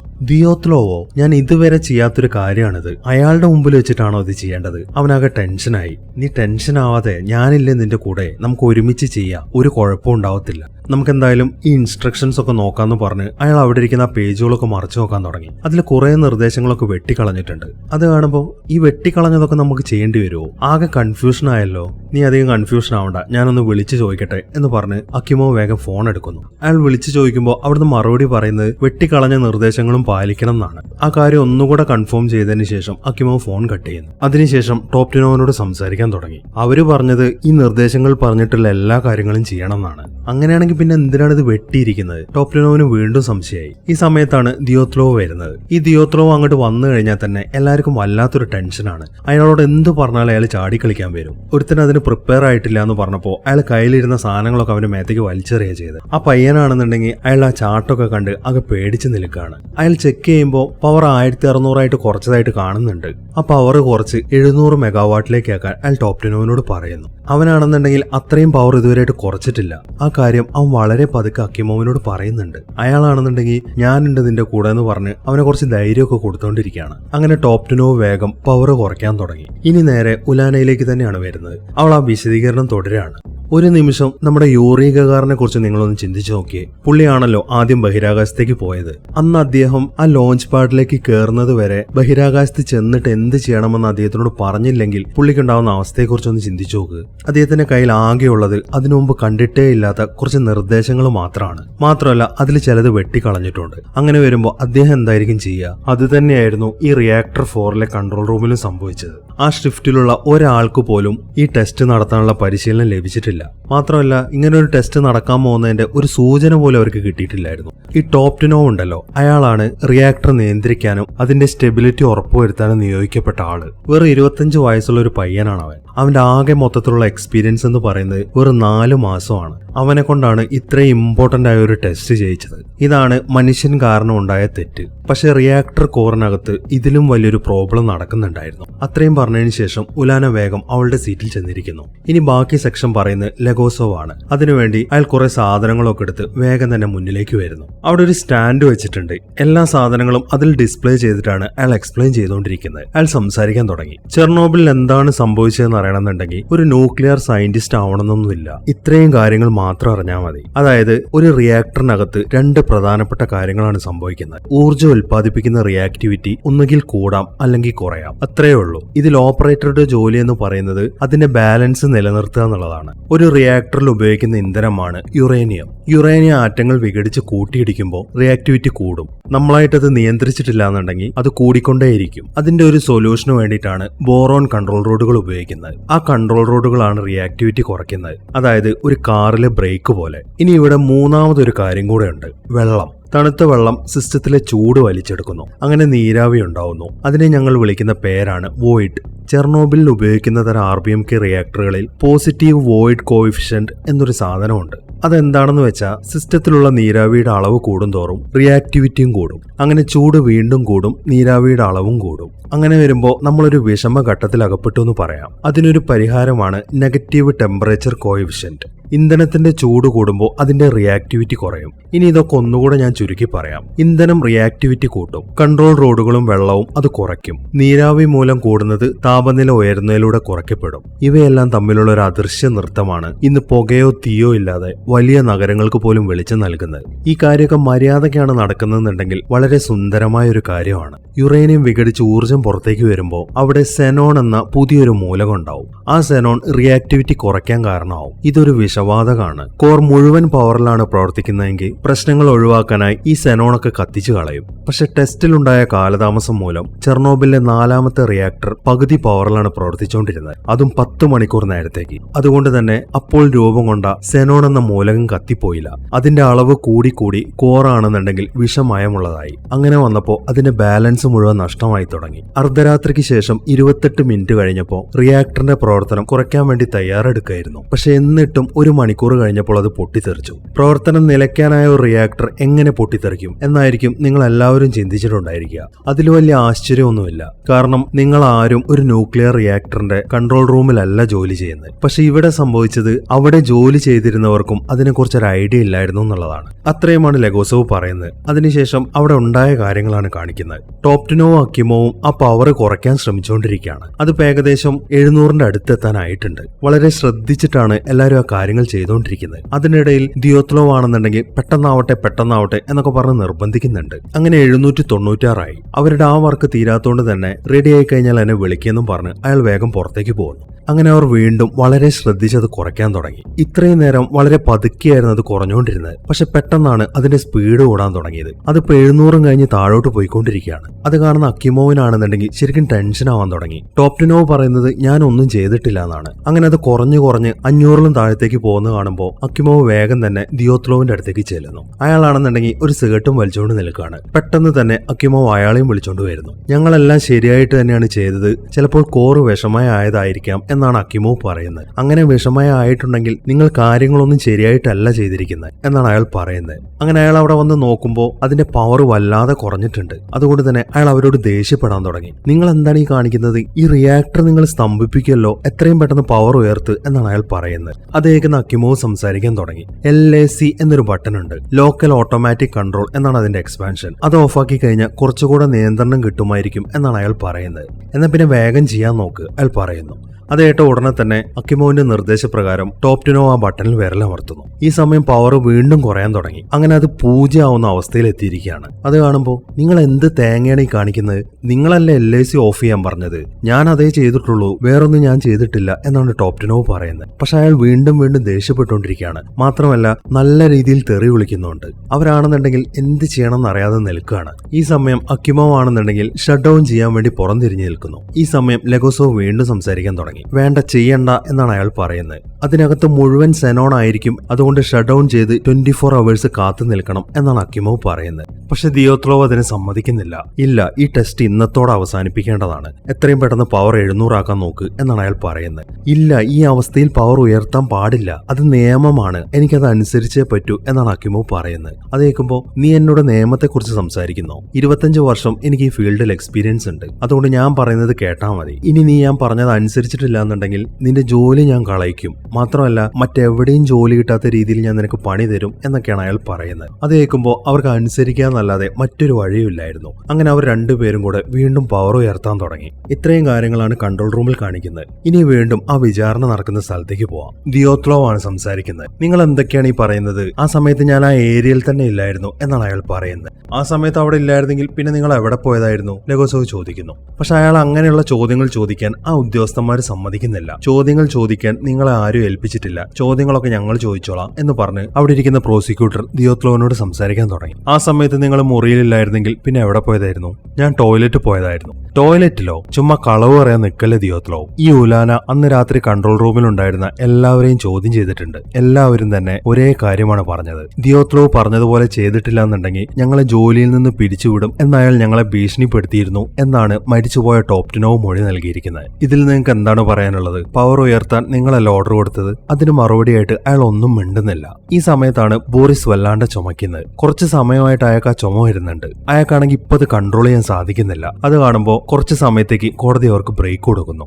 അങ്ങനെ എല്ലാവരും തന്നെ പുറത്തേക്ക് ഇറങ്ങി. കോടതിക്ക് പുറത്തിരുന്ന് ബോറിസും ലെഗോസോവും തമ്മിലുള്ള ഒരു സംഭാഷണമാണ് ഇനി കാണിക്കുന്നത്. ബോറിസ് സംസാരിക്കാൻ തുടങ്ങി. ഈ ചെർണോബിൽ നഗരത്തിന്റെ ചരിത്രം നിങ്ങൾക്കറിയാമോ? ഇവിടെ കൂടുതലും ജൂതന്മാരും പോളണ്ടുകാരും ആയിരുന്നു. ജൂതന്മാരൊക്കെ വംശഹത്യക്കിരയായി. പോളണ്ടുകാരെയാണെന്നുണ്ടെങ്കിൽ സ്റ്റാലിൻ നാട് കടത്തുകയും ചെയ്തു. അതിനുശേഷം നാസികൾ ഇങ്ങോട്ട് വന്ന് ബാക്കിയുണ്ടായിരുന്നവരെയൊക്കെ കൊന്നു. എന്നിട്ടും യുദ്ധത്തിന് ശേഷം ആളുകളെല്ലാം ഇങ്ങോട്ട് താമസത്തിന് വന്നു. അവരുടെ കാലിന്റെ അടിയിലെ മണ്ണെല്ലാം ചോരയിൽ കുതിർന്നതാണെന്ന് അറിഞ്ഞിട്ടും അവർ അതിൽ നിന്ന് പിന്തിരിഞ്ഞില്ല. ജൂതന്മാർക്ക് കിട്ടിയത് മരണം, പോളണ്ടുകാർക്കും കിട്ടിയത് മരണം. പക്ഷെ തിരിച്ചു വന്നവരാണെങ്കിലോ തങ്ങൾക്ക് ആ ഗതി വരും എന്ന് വിചാരിച്ചിരുന്നില്ല. എന്റെ കാര്യം ഏകദേശം തീരുമാനമായിട്ടുണ്ട്. 1 വർഷം കൂടി എനിക്കിനി ബാക്കിയുള്ളൂ എന്നാണ് ഡോക്ടർമാർ പറയുന്നത്. എനിക്കറിയാം നിങ്ങൾ എന്നോട് ഈ കാര്യം മുൻകൂട്ടി പറഞ്ഞതാണ്, ഞാനത് വിശ്വസിച്ചതുമാണ്. പക്ഷെ സമയം കടന്നുപോയപ്പോ ഞാൻ കരുതി എനിക്കിങ്ങനെ സംഭവിക്കില്ല എന്ന്. സത്യം പറയുകയാണെന്നുണ്ടെങ്കിൽ ഞാനെല്ലാം നശിപ്പിച്ചു എന്ന് പറയാം. എന്നിട്ട് എനിക്കൊരു ഗുണവും ഉണ്ടായില്ല. അന്ന് രാവിലെ ആദ്യമായി ഞാൻ നിങ്ങളെ വിളിച്ചപ്പോ എത്ര കൂളായിട്ടാണ് ഞാൻ നിങ്ങളോട് സംസാരിച്ചത്. ഇവിടെയുള്ള ആരെന്തു പറഞ്ഞാലും ഞാൻ പൂർണ്ണമായിട്ടും വിശ്വസിക്കാറില്ലായിരുന്നു. പക്ഷെ അവരെന്നെ വിളിച്ച് ഇവിടുത്തെ കാര്യങ്ങളുടെ ഒക്കെ തലവനാക്കിയപ്പോ ഇവിടെ ഒരു പ്രശ്നവുമില്ല എന്ന് പറഞ്ഞതുകൊണ്ട് മാത്രമാണ് ഞാൻ അതൊക്കെ ഏറ്റെടുത്തത്. പിന്നെ നിങ്ങൾ എന്റെ കൂടെ ഉള്ളതുകൊണ്ടും. ശരിക്കും പറഞ്ഞാൽ ഞാനൊരു നിസ്സാരക്കാരനായ മനുഷ്യനാണ്. എന്നും അങ്ങനെ തന്നെയായിരുന്നു. എന്നെങ്കിലും ഒരിക്കൽ പ്രധാനപ്പെട്ട ഒരാളാവും എന്ന് ഞാൻ വിശ്വസിച്ചു. പക്ഷെ ഒരിക്കലും ആയില്ല. എങ്കിലും നിങ്ങളെപ്പോലുള്ള പ്രധാനപ്പെട്ടവരുടെ കൂടെ എനിക്ക് നിൽക്കാൻ സാധിച്ചിട്ടുണ്ട്. നിങ്ങൾ എന്തൊക്കെയാണ് ബോറിസി പറയുന്നത്? നിങ്ങൾ ആരുമല്ലാന്നോ? എന്നെപ്പോലെ ഇനിയും ഒരുപാട് ശാസ്ത്രജ്ഞരുണ്ട്. എന്റെ സ്ഥാനത്ത് അവരിൽ ആരായാലും ഇത് തന്നെ ചെയ്യത്തുള്ളൂ. പക്ഷെ നിങ്ങൾ അങ്ങനെയല്ല. ഞങ്ങൾ ചോദിച്ചതെന്തും ഞങ്ങൾക്ക് ആവശ്യമായതെല്ലാം നിങ്ങൾ റെഡിയാക്കി തന്നു. ഒന്ന് ആലോചിച്ച് നോക്കിയേ. ആളുകൾ, സാധന സാമഗ്രികൾ, എന്തിനേറെ പറയുന്നു ആ ലൂണാർ റോവറുകൾ, മറ്റാരെങ്കിലും ആണെന്നുണ്ടെങ്കിൽ ഇതൊക്കെ കൊണ്ടുതരുമായിരുന്നു. ഇതൊന്നും കൂടാതെ ഞാൻ പറയുന്ന എല്ലാവരും കേട്ടിട്ടുണ്ടെങ്കിൽ അത് എന്റെ നിർദ്ദേശം ആയതുകൊണ്ടല്ല, നിങ്ങളെന്നൊരു വ്യക്തി ഇവിടെ ഉള്ളതുകൊണ്ടാണ്. നിങ്ങളെ മാത്രമാണ് അവർ വിശ്വസിച്ചതും അനുസരിച്ചതും. ഇത്രയധികം മന്ത്രിമാർ, ഡെപ്യൂട്ടിമാർ, ഒരു കൂട്ടം അനുസരിക്കുക മാത്രം ചെയ്യുന്ന വിഡ്ഢികൾ. അറിയാതെയാണെങ്കിലും ആ കൂട്ടത്തിൽ നിന്നും ഏറ്റവും നല്ലൊരു മനുഷ്യനെയാണ് ഞങ്ങൾക്ക് കിട്ടിയത്. ഈ ചെർണോബിളിൽ ഞാൻ കണ്ട ഏറ്റവും നല്ല മനുഷ്യൻ നിങ്ങളായിരുന്നു. എന്നെ സംബന്ധിച്ച് ഏറ്റവും പ്രധാനപ്പെട്ട ആൾ എന്നൊക്കെയാണ് ലെഗോസോവ് പറയുന്നത്. അത് കേട്ട് ഒന്നും മിണ്ടാതിരിക്കുകയാണ് ബോറിസ്. അങ്ങനെ ആ ബ്രേക്ക് ടൈം കഴിഞ്ഞു. എല്ലാവരും ഇപ്പോൾ വീണ്ടും ആ ഹാളിലേക്ക് തന്നെ കയറിയിരിക്കുകയാണ്. അങ്ങനെ ലെഗോസോവ് വീണ്ടും സംസാരിക്കാൻ തുടങ്ങി. സമയം അർദ്ധരാത്രി കഴിഞ്ഞ് 38 മിനിറ്റായി. റിയാക്ടർ ആണെന്നുണ്ടെങ്കിൽ ഏകദേശം സ്തംഭിച്ച അവസ്ഥയിലും. ഈ സമയം റിയാക്ടർ 4ലെ ഓപ്പറേറ്റർമാരാണെന്നുണ്ടെങ്കിൽ ഉണ്ടാവാൻ പോകുന്ന അപകടത്തെ മുഖാമുഖം കാണുകയാണ്. ഇനി ഒരിക്കലും അതിൽ നിന്ന് പിന്നോട്ട് പോകാൻ സാധിക്കത്തില്ല. പക്ഷെ അവർക്കത് മനസ്സിലായിട്ടില്ല. എന്നാലോ വിധി നിശ്ചയിക്കപ്പെടുകയും ചെയ്തു. 30 മെഗാവാട്ടിൽ സെനോൻ ഉൽപ്പാദിപ്പിക്കപ്പെടുന്നുണ്ട്. പക്ഷെ അത് കത്തിച്ചു കളയാൻ പറ്റുന്നില്ല. അതുകൊണ്ട് തന്നെ റിയാക്ടർ വിഷത്തിൽ മുങ്ങിക്കൊണ്ടിരിക്കുകയാണ്. ആ പ്രശ്നം വഷളാക്കാനെന്നോണം റിയാക്ടറിനകത്തെ താപനില നീരാവി ഉണ്ടാക്കാനോളം കൂടുന്നുമില്ല. ഇവിടെ സുരക്ഷിതമായി പവർ ഉയർത്താനുള്ള ഒരേ ഒരു വഴിയെന്ന് പറയുന്നത് വളരെ പതുക്കെ 24 മണിക്കൂർ നേരം കൊണ്ട് ചെയ്യാന്നുള്ളതാണ്. പക്ഷെ ദിയോത്ലോവിന് അത് ഉടനെ ഉയർത്തണം. അതുകൊണ്ട് തന്നെ അക്കീമോവിന്റെയും ടോപ്റ്റിനോവിന്റെയും മുന്നിൽ ഒരേ ഒരു വഴിയേ ഉള്ളൂ: കൺട്രോൾ റോഡുകൾ വലിച്ചെടുക്കുക. അവരത് ചെയ്യാൻ തുടങ്ങി. 12 എണ്ണം വെച്ച് ഒരുമിച്ചാണ് അവർ വലിച്ചെടുത്തത്. പക്ഷെ പകുതി മുക്കാലെടുത്തിട്ടും പവർ ആണെങ്കിൽ അനങ്ങുന്നില്ല. അങ്ങനെ അവർ കൺട്രോൾ റോഡുകൾ മുഴുവനായിട്ടും പുറത്തെടുക്കാൻ തുടങ്ങി. Reactor 4ൽ 211 control റോഡുകളുണ്ട്. അക്കിമോവും ടോപ്റ്റിനോവും കൂടെ അതിൽ 205 എണ്ണം പൂർണ്ണമായും പുറത്തേക്ക് വലിച്ചു. ഒന്ന് ഓർക്കുക, ഈ കാറിന്റെ ബ്രേക്ക് ആണ് കൺട്രോൾ റോഡുകൾ എന്ന് പറയുന്നത്. 211 റോഡുകളിൽ വെറും 6 എണ്ണമാണ് റിയാക്ടറിൽ ബാക്കിയുള്ളത്. പിന്നെ ഫ്യൂവല് തണുത്തതുകൊണ്ട് നെഗറ്റീവ് ടെമ്പറേച്ചർ കോഎഫിഷ്യന്റ് റിയാക്ടിവിറ്റി കുറയ്ക്കുന്നുമില്ല. പക്ഷെ അപ്പോഴും സെനോൺ ഉള്ളതുകൊണ്ട് അവർക്ക് 200 മെഗാവാട്ടിൽ കൂടുതൽ പവർ ഉയർത്താനും സാധിക്കുന്നില്ല. അങ്ങനെ കൺട്രോൾ റോഡുകൾ പുറത്തേക്ക് വലിഞ്ഞു കഴിഞ്ഞു. എമർജൻസി സിസ്റ്റവും ഡിസ്കണക്ട് ചെയ്തു. അങ്ങനെ വന്നപ്പോൾ ഇപ്പോൾ റിയാക്ടർ നിയന്ത്രണത്തിൽ നിർത്തുന്നത് വെള്ളവും സെനോണും മാത്രമാണ്. അങ്ങനെ പുലർച്ചെ 1 മണിയായി. ടെസ്റ്റ് തുടങ്ങാൻ നിമിഷങ്ങൾ മാത്രം. പവർ ഇപ്പോഴും 204ലാണ് നിൽക്കുന്നത്. അത് നോക്കിക്കൊണ്ടാണ് അക്കിമോവും ടോപ്റ്റിനോവും അവിടെ ഇരിക്കുന്നത്. അവരെന്തൊക്കെ കാണിച്ചിട്ടും പവർ ഉയർത്താൻ സാധിക്കുന്നില്ല. ഇത്രയും ഞങ്ങളെ കൊണ്ട് പറ്റുന്നുള്ളൂ. 200 മെഗാവാട്ടായി. ഏകദേശം എല്ലാ റോഡുകളും പുറത്തേക്ക് വലിച്ചു കഴിഞ്ഞു. അത്രയുള്ളെങ്കിൽ പിന്നെ എന്ത് ചെയ്യാനാണ്? പക്ഷെ ടെസ്റ്റിന് 700 വേണ്ടേ? അതിന്റെ ഒന്നും ആവശ്യമില്ല. ഉള്ള പവർ വെച്ച് തുടങ്ങാൻ നോക്ക്. ദിയോത്ലോ ഉത്തരവിടുന്നു. അക്കിമോ ആണെന്നുണ്ടെങ്കിൽ ആവുന്നത് പറഞ്ഞു നോക്കുന്നുണ്ട്. ഈ ഒരു പവറിൽ ടർബൈൻ കറങ്ങുന്ന വേഗതയിൽ ഒന്നും ചെയ്യാൻ സാധിക്കത്തില്ല എന്നൊക്കെയാണ് അയാൾ പറഞ്ഞുകൊണ്ടിരിക്കുന്നത്. പക്ഷെ ദിയോത്ലോ ആണെന്നുണ്ടെങ്കിൽ അതൊന്നും സമ്മതിക്കുന്നില്ല. എങ്ങനെയെങ്കിലും ആ ടെസ്റ്റ് തീർത്തേ പറ്റൂ എന്ന വാശിയിലാണ് അയാൾ. ഈ സമയം അവിടെയുള്ള ആളുകളൊക്കെ ഓരോരോ ഡിപ്പാർട്ട്മെന്റിലുള്ള ആൾക്കാരെ കാര്യങ്ങൾ അറിയിക്കണം എന്ന് പറയുന്നുണ്ട്. അതിന്റെ ഒന്നും ആവശ്യമില്ല എന്നാണ് ദിയോത്ലോ പറയുന്നത്. 15 മിനിറ്റ് സമയമാണ് അയാൾ കൊടുത്തിരിക്കുന്നത്. പക്ഷെ 15 ദിവസം കിട്ടിയാലും കാര്യമില്ലായിരുന്നു. കാരണം അവരുടെ മുമ്പിലുള്ളത് പരിഹരിക്കാനാവാത്ത പ്രശ്നങ്ങളാണ്. പവർ തീരെ കുറവും വെള്ളം വളരെ കൂടുതലും. പരീക്ഷണം അപ്പോഴേ ഫെയിലായി. കിട്ടുന്ന റിസൾട്ട് ആണെന്നുണ്ടെങ്കിൽ ഒരിക്കലും യൂസബിൾ ആവൂല്ല. പക്ഷെ ദിയോത്ലോവിന് അതൊന്നും ഒരു പ്രശ്നമല്ലായിരുന്നു. അയാൾക്ക് എങ്ങനെയെങ്കിലും ടെസ്റ്റ് തീർക്കണം. ആ ഒരു റിപ്പോർട്ട് അയാളുടെ മേലധികാരികൾക്ക് കൊടുക്കണം. അത്ര മാത്രമേ അയാൾക്ക് ഉണ്ടായിരുന്നുള്ളൂ. അങ്ങനെ സമയം പുലർച്ചെ 1:22 ടെസ്റ്റ് തുടങ്ങാൻ ഇനി വെറും 2 മിനിറ്റാണ് ബാക്കിയുള്ളത്. ഈ സമയം റിയാക്ടർ സെക്ഷനിലെ ഫോർമാനും അയാളുടെ ജോലി സ്ഥലത്താണ്. അതായത് ഇന്ധനം നിറയ്ക്കുന്ന ഹാളില് സ്റ്റീൽ കൊണ്ടുണ്ടാക്കിയ 1000 ടൺ ഭാരമുള്ള ഒരു റിയാക്ടർ കവറാണ് അവിടെ ഉള്ളത്. അതിന്റെ മുകളിലാണ് അയാൾ നിൽക്കുന്നത്. പമ്പ് ഓപ്പറേറ്റർമാരാണെന്നുണ്ടെങ്കിൽ ആ പമ്പ് റൂമിലാണ് നിൽക്കുന്നത്. അവരെല്ലാം എന്തൊക്കെയോ ശബ്ദങ്ങൾ കേൾക്കുന്നുണ്ട്. പക്ഷെ എന്താണ് സംഭവിക്കുന്നത് എന്ന് അവർക്ക് ആർക്കും അറിയത്തില്ല. കാരണം അവരോട് ആരും ആ ടെസ്റ്റിനെ കുറിച്ച് പറഞ്ഞിരുന്നില്ല. ശരിക്കും പറഞ്ഞാൽ സംഭവിക്കാൻ പോകുന്നതിനെ കുറിച്ചിട്ട് അവർക്ക് ഒരേ അറിവുമില്ലായിരുന്നു. അങ്ങനെ 1:22 കഴിഞ്ഞ് 30 സെക്കൻഡ് ആയപ്പോൾ ടോപ്റ്റിനോവിന് ഒരു റീഡിംഗ് കിട്ടി. ആവശ്യത്തിന് കൺട്രോൾ റോഡുകൾ ഇല്ലാത്തതിനാൽ റിയാക്ടർ ഷട്ട് ഡൗൺ ചെയ്യണം എന്നാണ് കമ്പ്യൂട്ടർ നിർദ്ദേശിക്കുന്നത്. അതാണ് ആ റിപ്പോർട്ടിൽ കാണിച്ചിരിക്കുന്നത്. അത് ദിയോത്ലോവിനെ കാണിച്ചപ്പോൾ അത് കമ്പ്യൂട്ടറിന്റെ മിസ്റ്റേക്ക് ആണ്, അതിനറിയത്തില്ലല്ലോ നമ്മളിവിടെ ടെസ്റ്റ് ആണ് ചെയ്യുന്നതെന്ന്. അതുകൊണ്ടാണ് അത് അങ്ങനെയൊക്കെ കാണിക്കുന്നത്. അത് വലിയ കാര്യമാക്കണ്ടെന്നൊക്കെയാണ് അയാൾ പറഞ്ഞത്. അങ്ങനെ 1:23 കഴിഞ്ഞ് 4 സെക്കൻഡായി. ഓരോ തീരുമാനത്തിലൂടെയും മറ്റാരും ചെയ്യാത്ത വിധത്തിലാണ് ഇയാൾ ആ റിയാക്ടറിനെ മാനേജ് ചെയ്തത്. അങ്ങനെ ടെസ്റ്റ് തുടങ്ങി. പമ്പുകളൊക്കെ ഷട്ട് ഡൗൺ ചെയ്ത് അതിന്റെ നിയന്ത്രണം എടുത്തു കളയുന്നു. അങ്ങനെ വന്നപ്പോൾ റിയാക്ടറിലേക്ക് വെള്ളം പമ്പ് ചെയ്യുന്നത് സ്റ്റോപ്പ് ആവുന്നു. യുറേനിയം ഇന്ധനത്തെ തടയാൻ ഇപ്പൊ വെള്ളമില്ലാത്ത അവസ്ഥയാണ്. കൺട്രോൾ റോഡുകളും ഇല്ല. അങ്ങനെ വന്നപ്പോൾ ബാലൻസ് ആണെന്നുണ്ടെങ്കിൽ ഓപ്പോസിറ്റ് ഡയറക്ഷനിലേക്ക് ചെരിഞ്ഞു. അത് നിമിഷ നേരം കൊണ്ട്. അങ്ങനെ റിയാക്ടിവിറ്റി കൂടാൻ തുടങ്ങി. കോറിനകത്ത് ബാക്കിയുള്ള വെള്ളം പെട്ടെന്ന് നീരാവിയായി. അങ്ങനെ ആ വോയിഡ് ഉണ്ടായി. അവിടെ ഇനി ബാക്കി വേറൊരു തുള്ളി വെള്ളം പോലും ഇല്ല. അങ്ങനെ നീരാവി മൂലം റിയാക്ടിവിറ്റി കൂടി. അതോടൊപ്പം താപനിലയും കൂടി. അങ്ങനെ താപനില കൂടുന്നു, വീണ്ടും നീരാവി കൂടുന്നു. അങ്ങനെ റിയാക്ടിവിറ്റിയും കൂടുന്നു. ബാക്കിയുള്ള സെനോൺ ആണെന്നുണ്ടെങ്കിൽ അതോടൊപ്പം കത്തിത്തീരുകയും ചെയ്തു. അങ്ങനെ റിയാക്ടറിന്റെ പവർ കൂടാൻ തുടങ്ങി. അതിനെ തടയാൻ ഇനി ഒന്നും ബാക്കിയില്ല. സമയം 1:23 കഴിഞ്ഞ് 35 സെക്കൻഡായി. പവർ ആണെന്നുണ്ടെങ്കിൽ നല്ല രീതിയിൽ ഉയർന്നുകൊണ്ടിരിക്കുകയാണ്. ടോപ്റ്റിനോ ആണെന്നുണ്ടെങ്കിൽ ആകെ പേടിച്ച് അതെല്ലാവരെയും വിളിച്ച് കാണിച്ചു കൊടുക്കുന്നു. ഈ സമയത്തും ദിയോത്ലോ ചോദിക്കുന്നത് നിങ്ങൾ എന്ത് വിഡ്ഢിത്താണ് ഈ കാണിച്ചതെന്നാണ്. അങ്ങനെ 1:23 കഴിഞ്ഞ് 40 സെക്കൻഡ്. ഇനിയാണ് ഏറ്റവും പ്രധാനപ്പെട്ട പ്രശ്നം. ലോകത്തിലെ എല്ലാ ആണവ റിയാക്ടറുകളുടെയും കൺട്രോൾ റൂമിനുള്ളിൽ ഒരു പ്രത്യേക ഉദ്ദേശത്തോടെ ഘടിപ്പിച്ചൊരു ബട്ടൺ ഉണ്ട്. എന്തെങ്കിലും ഒരു അർജന്റ് സിറ്റുവേഷൻ ഉണ്ടായി കഴിഞ്ഞാൽ ഉടനെ റിയാക്ഷൻ ഷട്ട് ഡൗൺ ചെയ്യാൻ വേണ്ടിയിട്ടുള്ളതാണ് ആ ബട്ടൺ. സോവിയറ്റ് റിയാക്ടറുകളിൽ ഈ ബട്ടനെ വിളിക്കുന്നത് AZ5 എന്നാണ്. AZ5 അമർത്തി കഴിഞ്ഞാൽ എല്ലാ കൺട്രോൾ റോഡുകളും ഒരുമിച്ച് അകത്തേക്ക് പോകും. അങ്ങനെ റിയാക്ഷൻ ഒറ്റയടിക്ക് സ്തംഭിക്കും. പക്ഷെ ഇവിടെ ഒരു ചെറിയ പ്രശ്നമുണ്ട് എന്ന് പറഞ്ഞ് അയാൾ ഒന്നും മിണ്ടാതെ നിൽക്കുകയാണ്. കാരണം ഇനി ഇനി പറയാൻ പോകുന്ന കാര്യങ്ങൾ പറഞ്ഞു കഴിഞ്ഞാലാണ് ഏറ്റവും കൂടുതൽ പ്രശ്നം. അതുകൊണ്ടാണ് ലെഗോസോവ് ഇങ്ങനെ ആലോചിച്ച് നിൽക്കുന്നത്. അതിനിടയിൽ ദിയോത്ലോവ് പ്രശ്നം ഉണ്ടാക്കാൻ തുടങ്ങി. നിങ്ങൾ എന്തൊന്നും പറയുന്നില്ലേ, തന്റെ കളവ് പറച്ചിലൊക്കെ നിന്നോ എന്നൊക്കെ പറഞ്ഞ് ദിയോത്ലോവ് അവിടെ പ്രശ്നം ഉണ്ടാക്കിക്കൊണ്ടിരിക്കുകയാണ്. ഈ സമയം ആ ജഡ്ജ് സംസാരിക്കാൻ തുടങ്ങി. മതി ലെഗോസോവ്, ഇനി നിങ്ങൾ കൂടുതലൊന്നും പറയേണ്ട ആവശ്യമില്ല. കുറ്റവാളികളെയൊക്കെ നമുക്ക് കിട്ടിയല്ലോ, അതുകൊണ്ട് കോടതി ഞാനിപ്പോ പിരിച്ചുവിടാണ് എന്നാണ് അയാൾ പറയുന്നത്. ഇല്ല, എനിക്ക് ഇനിയും സംസാരിക്കാനുണ്ട് എന്നൊക്കെ ലെഗോസോവ് പറഞ്ഞു നോക്കുന്നുണ്ട്. പക്ഷെ അവരാരും അതിന് സമ്മതിക്കുന്നില്ല. പെട്ടെന്നാണ് ബോറിസ് എഴുന്നേൽക്കുന്നത്. അയാൾക്ക് ഇനിയും പറയാനുണ്ട്, അത് അയാൾ പറയട്ടെ എന്നാണ് ബോറിസ് പറയുന്നത്. അയാളുടെ ആ ശബ്ദം വളരെ ഗാംഭീര്യമുള്ളതായിരുന്നു. അതുകൊണ്ട് തന്നെ അവർക്ക് അനുമതി നൽകാന്നല്ലാതെ മറ്റൊരു വഴിയും ഇല്ലായിരുന്നു. അങ്ങനെ ലെഗോസോവ് വീണ്ടും സംസാരിക്കാൻ തുടങ്ങി. ഈ ദിയോത്ലോവ് ഉണ്ടല്ലോ, എല്ലാ നിയമങ്ങളും തെറ്റിച്ച് ഒരു റിയാക്ടറിനെ നാശത്തിലേക്കാണ് തള്ളിവിട്ടത്. അയാൾ വളരെ കോൺഫിഡൻസോടെ ഇത്രയും കാര്യങ്ങളൊക്കെ ചെയ്തത് ആ AZ5 ബട്ടൺ ഉപയോഗിക്കാം എന്ന വിശ്വാസത്തിൽ മാത്രമാണ്. അയാളെ സംബന്ധിച്ച് എല്ലാം ഷട്ട് ഡൗൺ ചെയ്യാനുള്ള വളരെ സിമ്പിളായ ഒരു ബട്ടൺ മാത്രമാണ് ഈ AZ5. പക്ഷെ അപ്പോഴത്തെ സാഹചര്യത്തിൽ അങ്ങനെ സംഭവിച്ചില്ല. ഈ AZ5 എന്ന ഷട്ട് ഡൗൺ സിസ്റ്റത്തിന് വലിയൊരു പ്രശ്നമുണ്ട്. 1:23 ശേഷം 40 സെക്കൻഡ് കൂടെ കഴിഞ്ഞപ്പോ പവർ വല്ലാതെ ഉയർന്നു കണ്ട് അക്കിമോവ് വേഗം ചെന്ന് ആ AZ5 ബട്ടൺ വിരലമർത്തി. അങ്ങനെ മുഴുവനായും പുറത്തേക്ക് എടുക്കപ്പെട്ട ആ കൺട്രോൾ റോഡുകളെല്ലാം തിരിച്ച് ആ റിയാക്ടറിന്റെ അകത്തേക്ക് തന്നെ കയറി തുടങ്ങി. ഞാൻ നേരത്തെ പറഞ്ഞല്ലോ, ഈ റോഡുകൾ റിയാക്ടിവിറ്റി കുറയ്ക്കാൻ സാധിക്കുന്ന ബോറോൺ കൊണ്ട് ഉണ്ടാക്കിയതാണെന്ന്. പക്ഷെ അതിന്റെ അഗ്രഭാഗം അങ്ങനെയല്ല. അഗ്രഭാഗത്ത് റിയാക്ടിവിറ്റി കൂടുന്ന ഗ്രാഫൈറ്റ് കൊണ്ടാണ് ഉണ്ടാക്കിയിരിക്കുന്നത്. അയാൾ അത്രയും പറഞ്ഞു കഴിയുമ്പോൾ അതെന്താണ് അങ്ങനെ എന്നൊരു ചോദ്യം ജഡ്ജിന്റെ ഭാഗത്തുനിന്ന് ഉണ്ടാവുന്നുണ്ട്.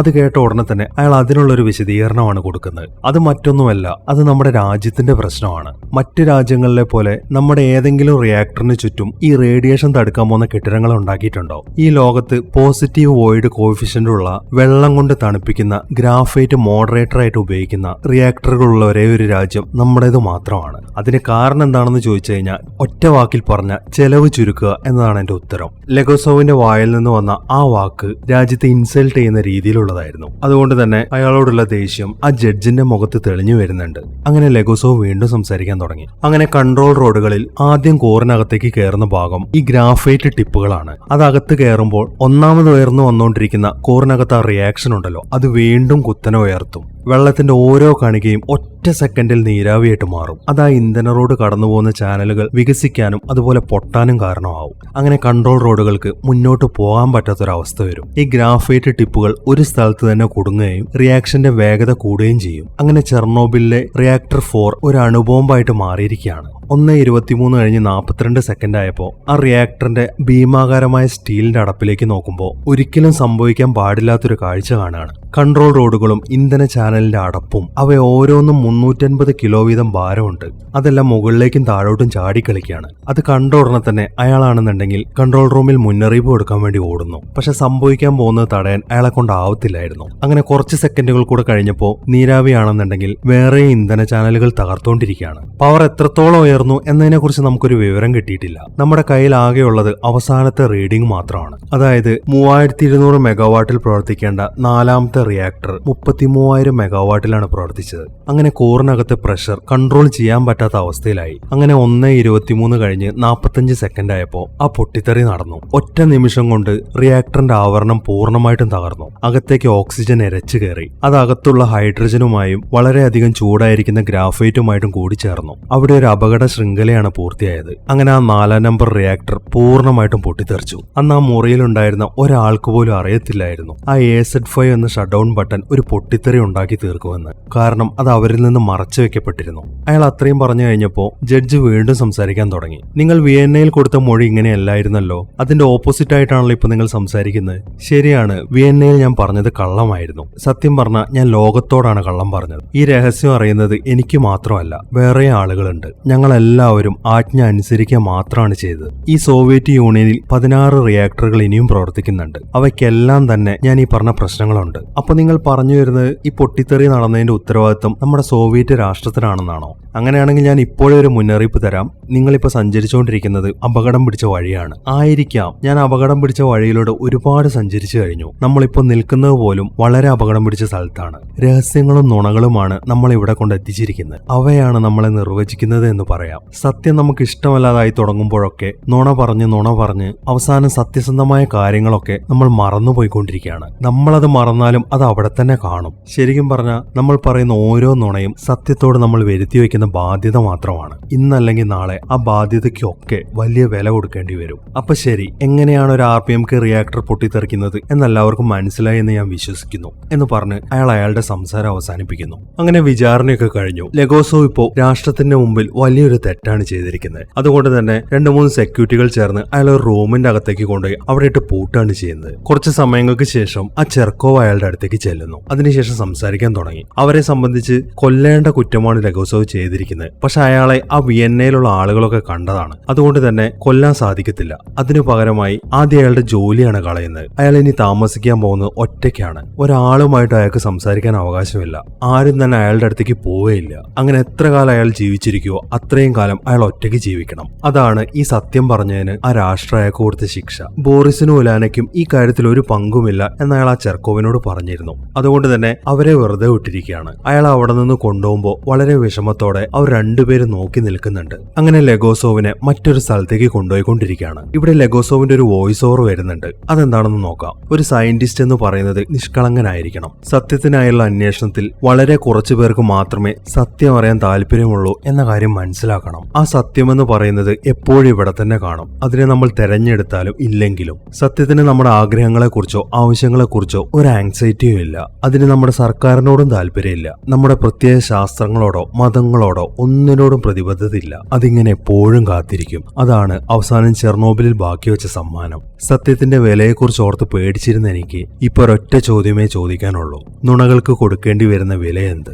ഇത്രയുമാണ് ആ വോയിസ് ഓവറിൽ പറയുന്നത്. ഇനി അങ്ങോട്ട് കാണിക്കുന്നതൊക്കെ യഥാർത്ഥ കാര്യങ്ങളാണ്. ഇതാണ് യഥാർത്ഥ വലേറി ലെഗോസോവ്. 1988 ഏപ്രിൽ 26-ന് ചെർണോബിൽ നടന്ന പൊട്ടിത്തെറിയുടെ 2ാമത്തെ വാർഷികത്തിൽ അയാൾ ആത്മഹത്യ ചെയ്തു. ലെഗോസോവിന്റെ ഓർമ്മക്കുറിപ്പുകൾ അടങ്ങിയ ആ ഓഡിയോ ടേപ്പുകൾ സോവിയറ്റ് ശാസ്ത്രജ്ഞരുടെ ഇടയിൽ പ്രചരിക്കപ്പെട്ടു. അദ്ദേഹം ആത്മഹത്യ ചെയ്തുകൊണ്ട് തന്നെ ആ ടേപ്പുകൾ ഒന്നും തന്നെ പിന്നീട് അവഗണിക്കാൻ പറ്റാതായി തീർന്നു. അദ്ദേഹത്തിന്റെ മരണശേഷം സോവിയറ്റ് അധികൃതരെല്ലാം RBMK റിയാക്ടറുകളുടെ ഘടനയിൽ ന്യൂനതകളുണ്ട് എന്ന അവസാനം തുറന്നു സമ്മതിച്ചു. ചെർണോബിൽ സംഭവിച്ച പോലെ ഒരു അപകടം വീണ്ടും ഉണ്ടാവാതിരിക്കാൻ അത്തരം റിയാക്ടറുകളിൽ സുരക്ഷാ മാറ്റങ്ങൾ വരുത്തി. ഈ ഉലാന എന്ന കഥാപാത്രം ഒറിജിനലായിട്ടുണ്ടായിരുന്ന ഒരാളല്ല. ഈ ലെഗോസോവിനെ സപ്പോർട്ട് ചെയ്ത ആളുകൾക്കൊക്കെ അറസ്റ്റും ജയിൽവാസവും ഒക്കെ ആയിരുന്നു അനുഭവിക്കേണ്ടി വന്നത്. അവരെ പ്രതിനിധാനം ചെയ്യാൻ വേണ്ടിയിട്ടാണ് ഈ ഉലാന എന്ന് പറയുന്ന കഥാപാത്രത്തെ സൃഷ്ടിച്ചത്. 1990 ഓഗസ്റ്റ് 22-ന് ബോറിസ് അന്തരിച്ചു. അതായത് അദ്ദേഹത്തെ ചെർണോബിലേക്ക് അയച്ച് 4 വർഷങ്ങളും 4 മാസങ്ങളും കഴിഞ്ഞ്. ചെർണോബിൽ ദുരന്തത്തിൽ അവർ വഹിച്ച പങ്കിന് ശിക്ഷയായി ബ്രുക്കനോവ്, ദിയോത്ലോവ്,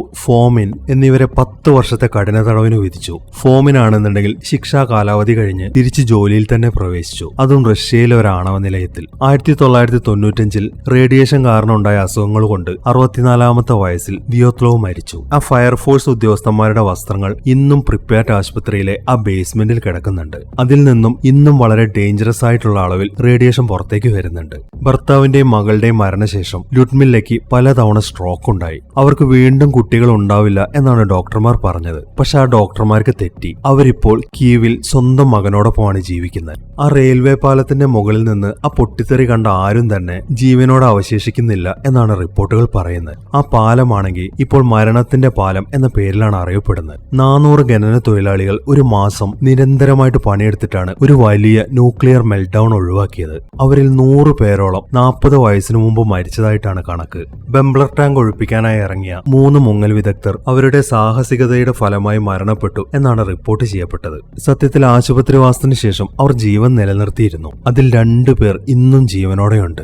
ആ എക്സ്ക്ലൂഷൻ മേഖലയിൽ പ്രവർത്തിക്കാനായി 6 ലക്ഷത്തിലധികം ആളുകളെ നിർബന്ധ സേവനത്തിന് വിധേയമാക്കിയിട്ടുണ്ടായിരുന്നു. വികിരണം മൂലം ഒരുപാട് അസുഖങ്ങളും അതുപോലെ മരണങ്ങളും റിപ്പോർട്ട് ചെയ്യപ്പെട്ടെങ്കിലും സോവിയറ്റ് സർക്കാരാണെങ്കിൽ ഇവർക്ക് എന്ത് സംഭവിച്ചു എന്നതിനെക്കുറിച്ച് ഔദ്യോഗികമായ ഒരു രേഖകളും ബാക്കി വെച്ചിട്ടില്ല. എക്സ്ക്ലൂഷൻ മേഖല എന്ന പേരിൽ അറിയപ്പെട്ട ഉക്രൈനിലെയും ബെലാറസിലെയും വികിരണത്താൽ മലിനമാക്കപ്പെട്ട സ്ഥലം 2600 ചതുരശ്ര കിലോമീറ്റർ വിസ്തീർണമുള്ളതാണ്. ഏകദേശം 3 ലക്ഷത്തോളം ആളുകളെ അവരുടെ വീടുകളിൽ നിന്ന് മാറ്റി പാർപ്പിച്ചു. ഇത് താൽക്കാലികമാണ് എന്നാണ് അവരോട് അന്ന് പറഞ്ഞിരുന്നത്. പക്ഷെ ഇന്നും അവർക്ക് അവിടേക്ക് തിരിച്ചു പോകാൻ അനുവാദമില്ല. അങ്ങനെ എല്ലാം കഴിഞ്ഞ് 1991-ൽ സോവിയറ്റ് യൂണിയൻ പിരിച്ചുവിടുകയും ചെയ്തു. അന്നത്തെ രാഷ്ട്രപതിയായിരുന്ന മിഖായേൽ ഗോർബച്ചേവ് 2006-ൽ അദ്ദേഹം ഇങ്ങനെയാണ് എഴുതിയത്: ചെർണോബിൽ ചെർണോബിലിലെ ആണവ ദുരന്തമായിരിക്കാം ഒരുപക്ഷെ സോവിയറ്റ് യൂണിയന്റെ തകർച്ചയ്ക്ക് പിന്നിലെ ഏറ്റവും വലിയ കാരണമെന്ന്. 2017 ചെർണോബിലിലെ പുതിയ കെട്ടിടത്തിന്റെ പണി പൂർത്തിയായി. ഏകദേശം $200 കോടി ഇതിനുവേണ്ടി ചെലവഴിച്ചത്. ആ കെട്ടിടമാണെങ്കിൽ 100 വർഷം നിലനിൽക്കേണ്ട രീതിയിലാണ് ഡിസൈൻ ചെയ്തിട്ടുള്ളത്. പൊട്ടിത്തെറിക്ക് ശേഷം ഉക്രൈനിലും ബെലാറസിലും ക്യാൻസർ രോഗികളുടെ എണ്ണം വളരെയധികം ഉയർന്നു. അതിൽ വലിയ വർധനവുണ്ടായത് കുട്ടികൾക്കിടയിലാണ്. ചെർണോബിൽ ദുരന്തത്തിന്റെ യഥാർത്ഥ മരണസംഖ്യ ഒരിക്കലും പുറത്തുവരാൻ പോകുന്നില്ല. പല കണക്കുകളും 4000-നും 93,000-നും ഇടയിലാണ് കാണിക്കുന്നത്. 1987 മുതൽ മാറ്റമില്ലാതെ തുടരുന്ന സോവിയറ്റ് ഔദ്യോഗിക മരണസംഖ്യ എന്ന് പറയുന്നത് വെറും 31 ആണ്.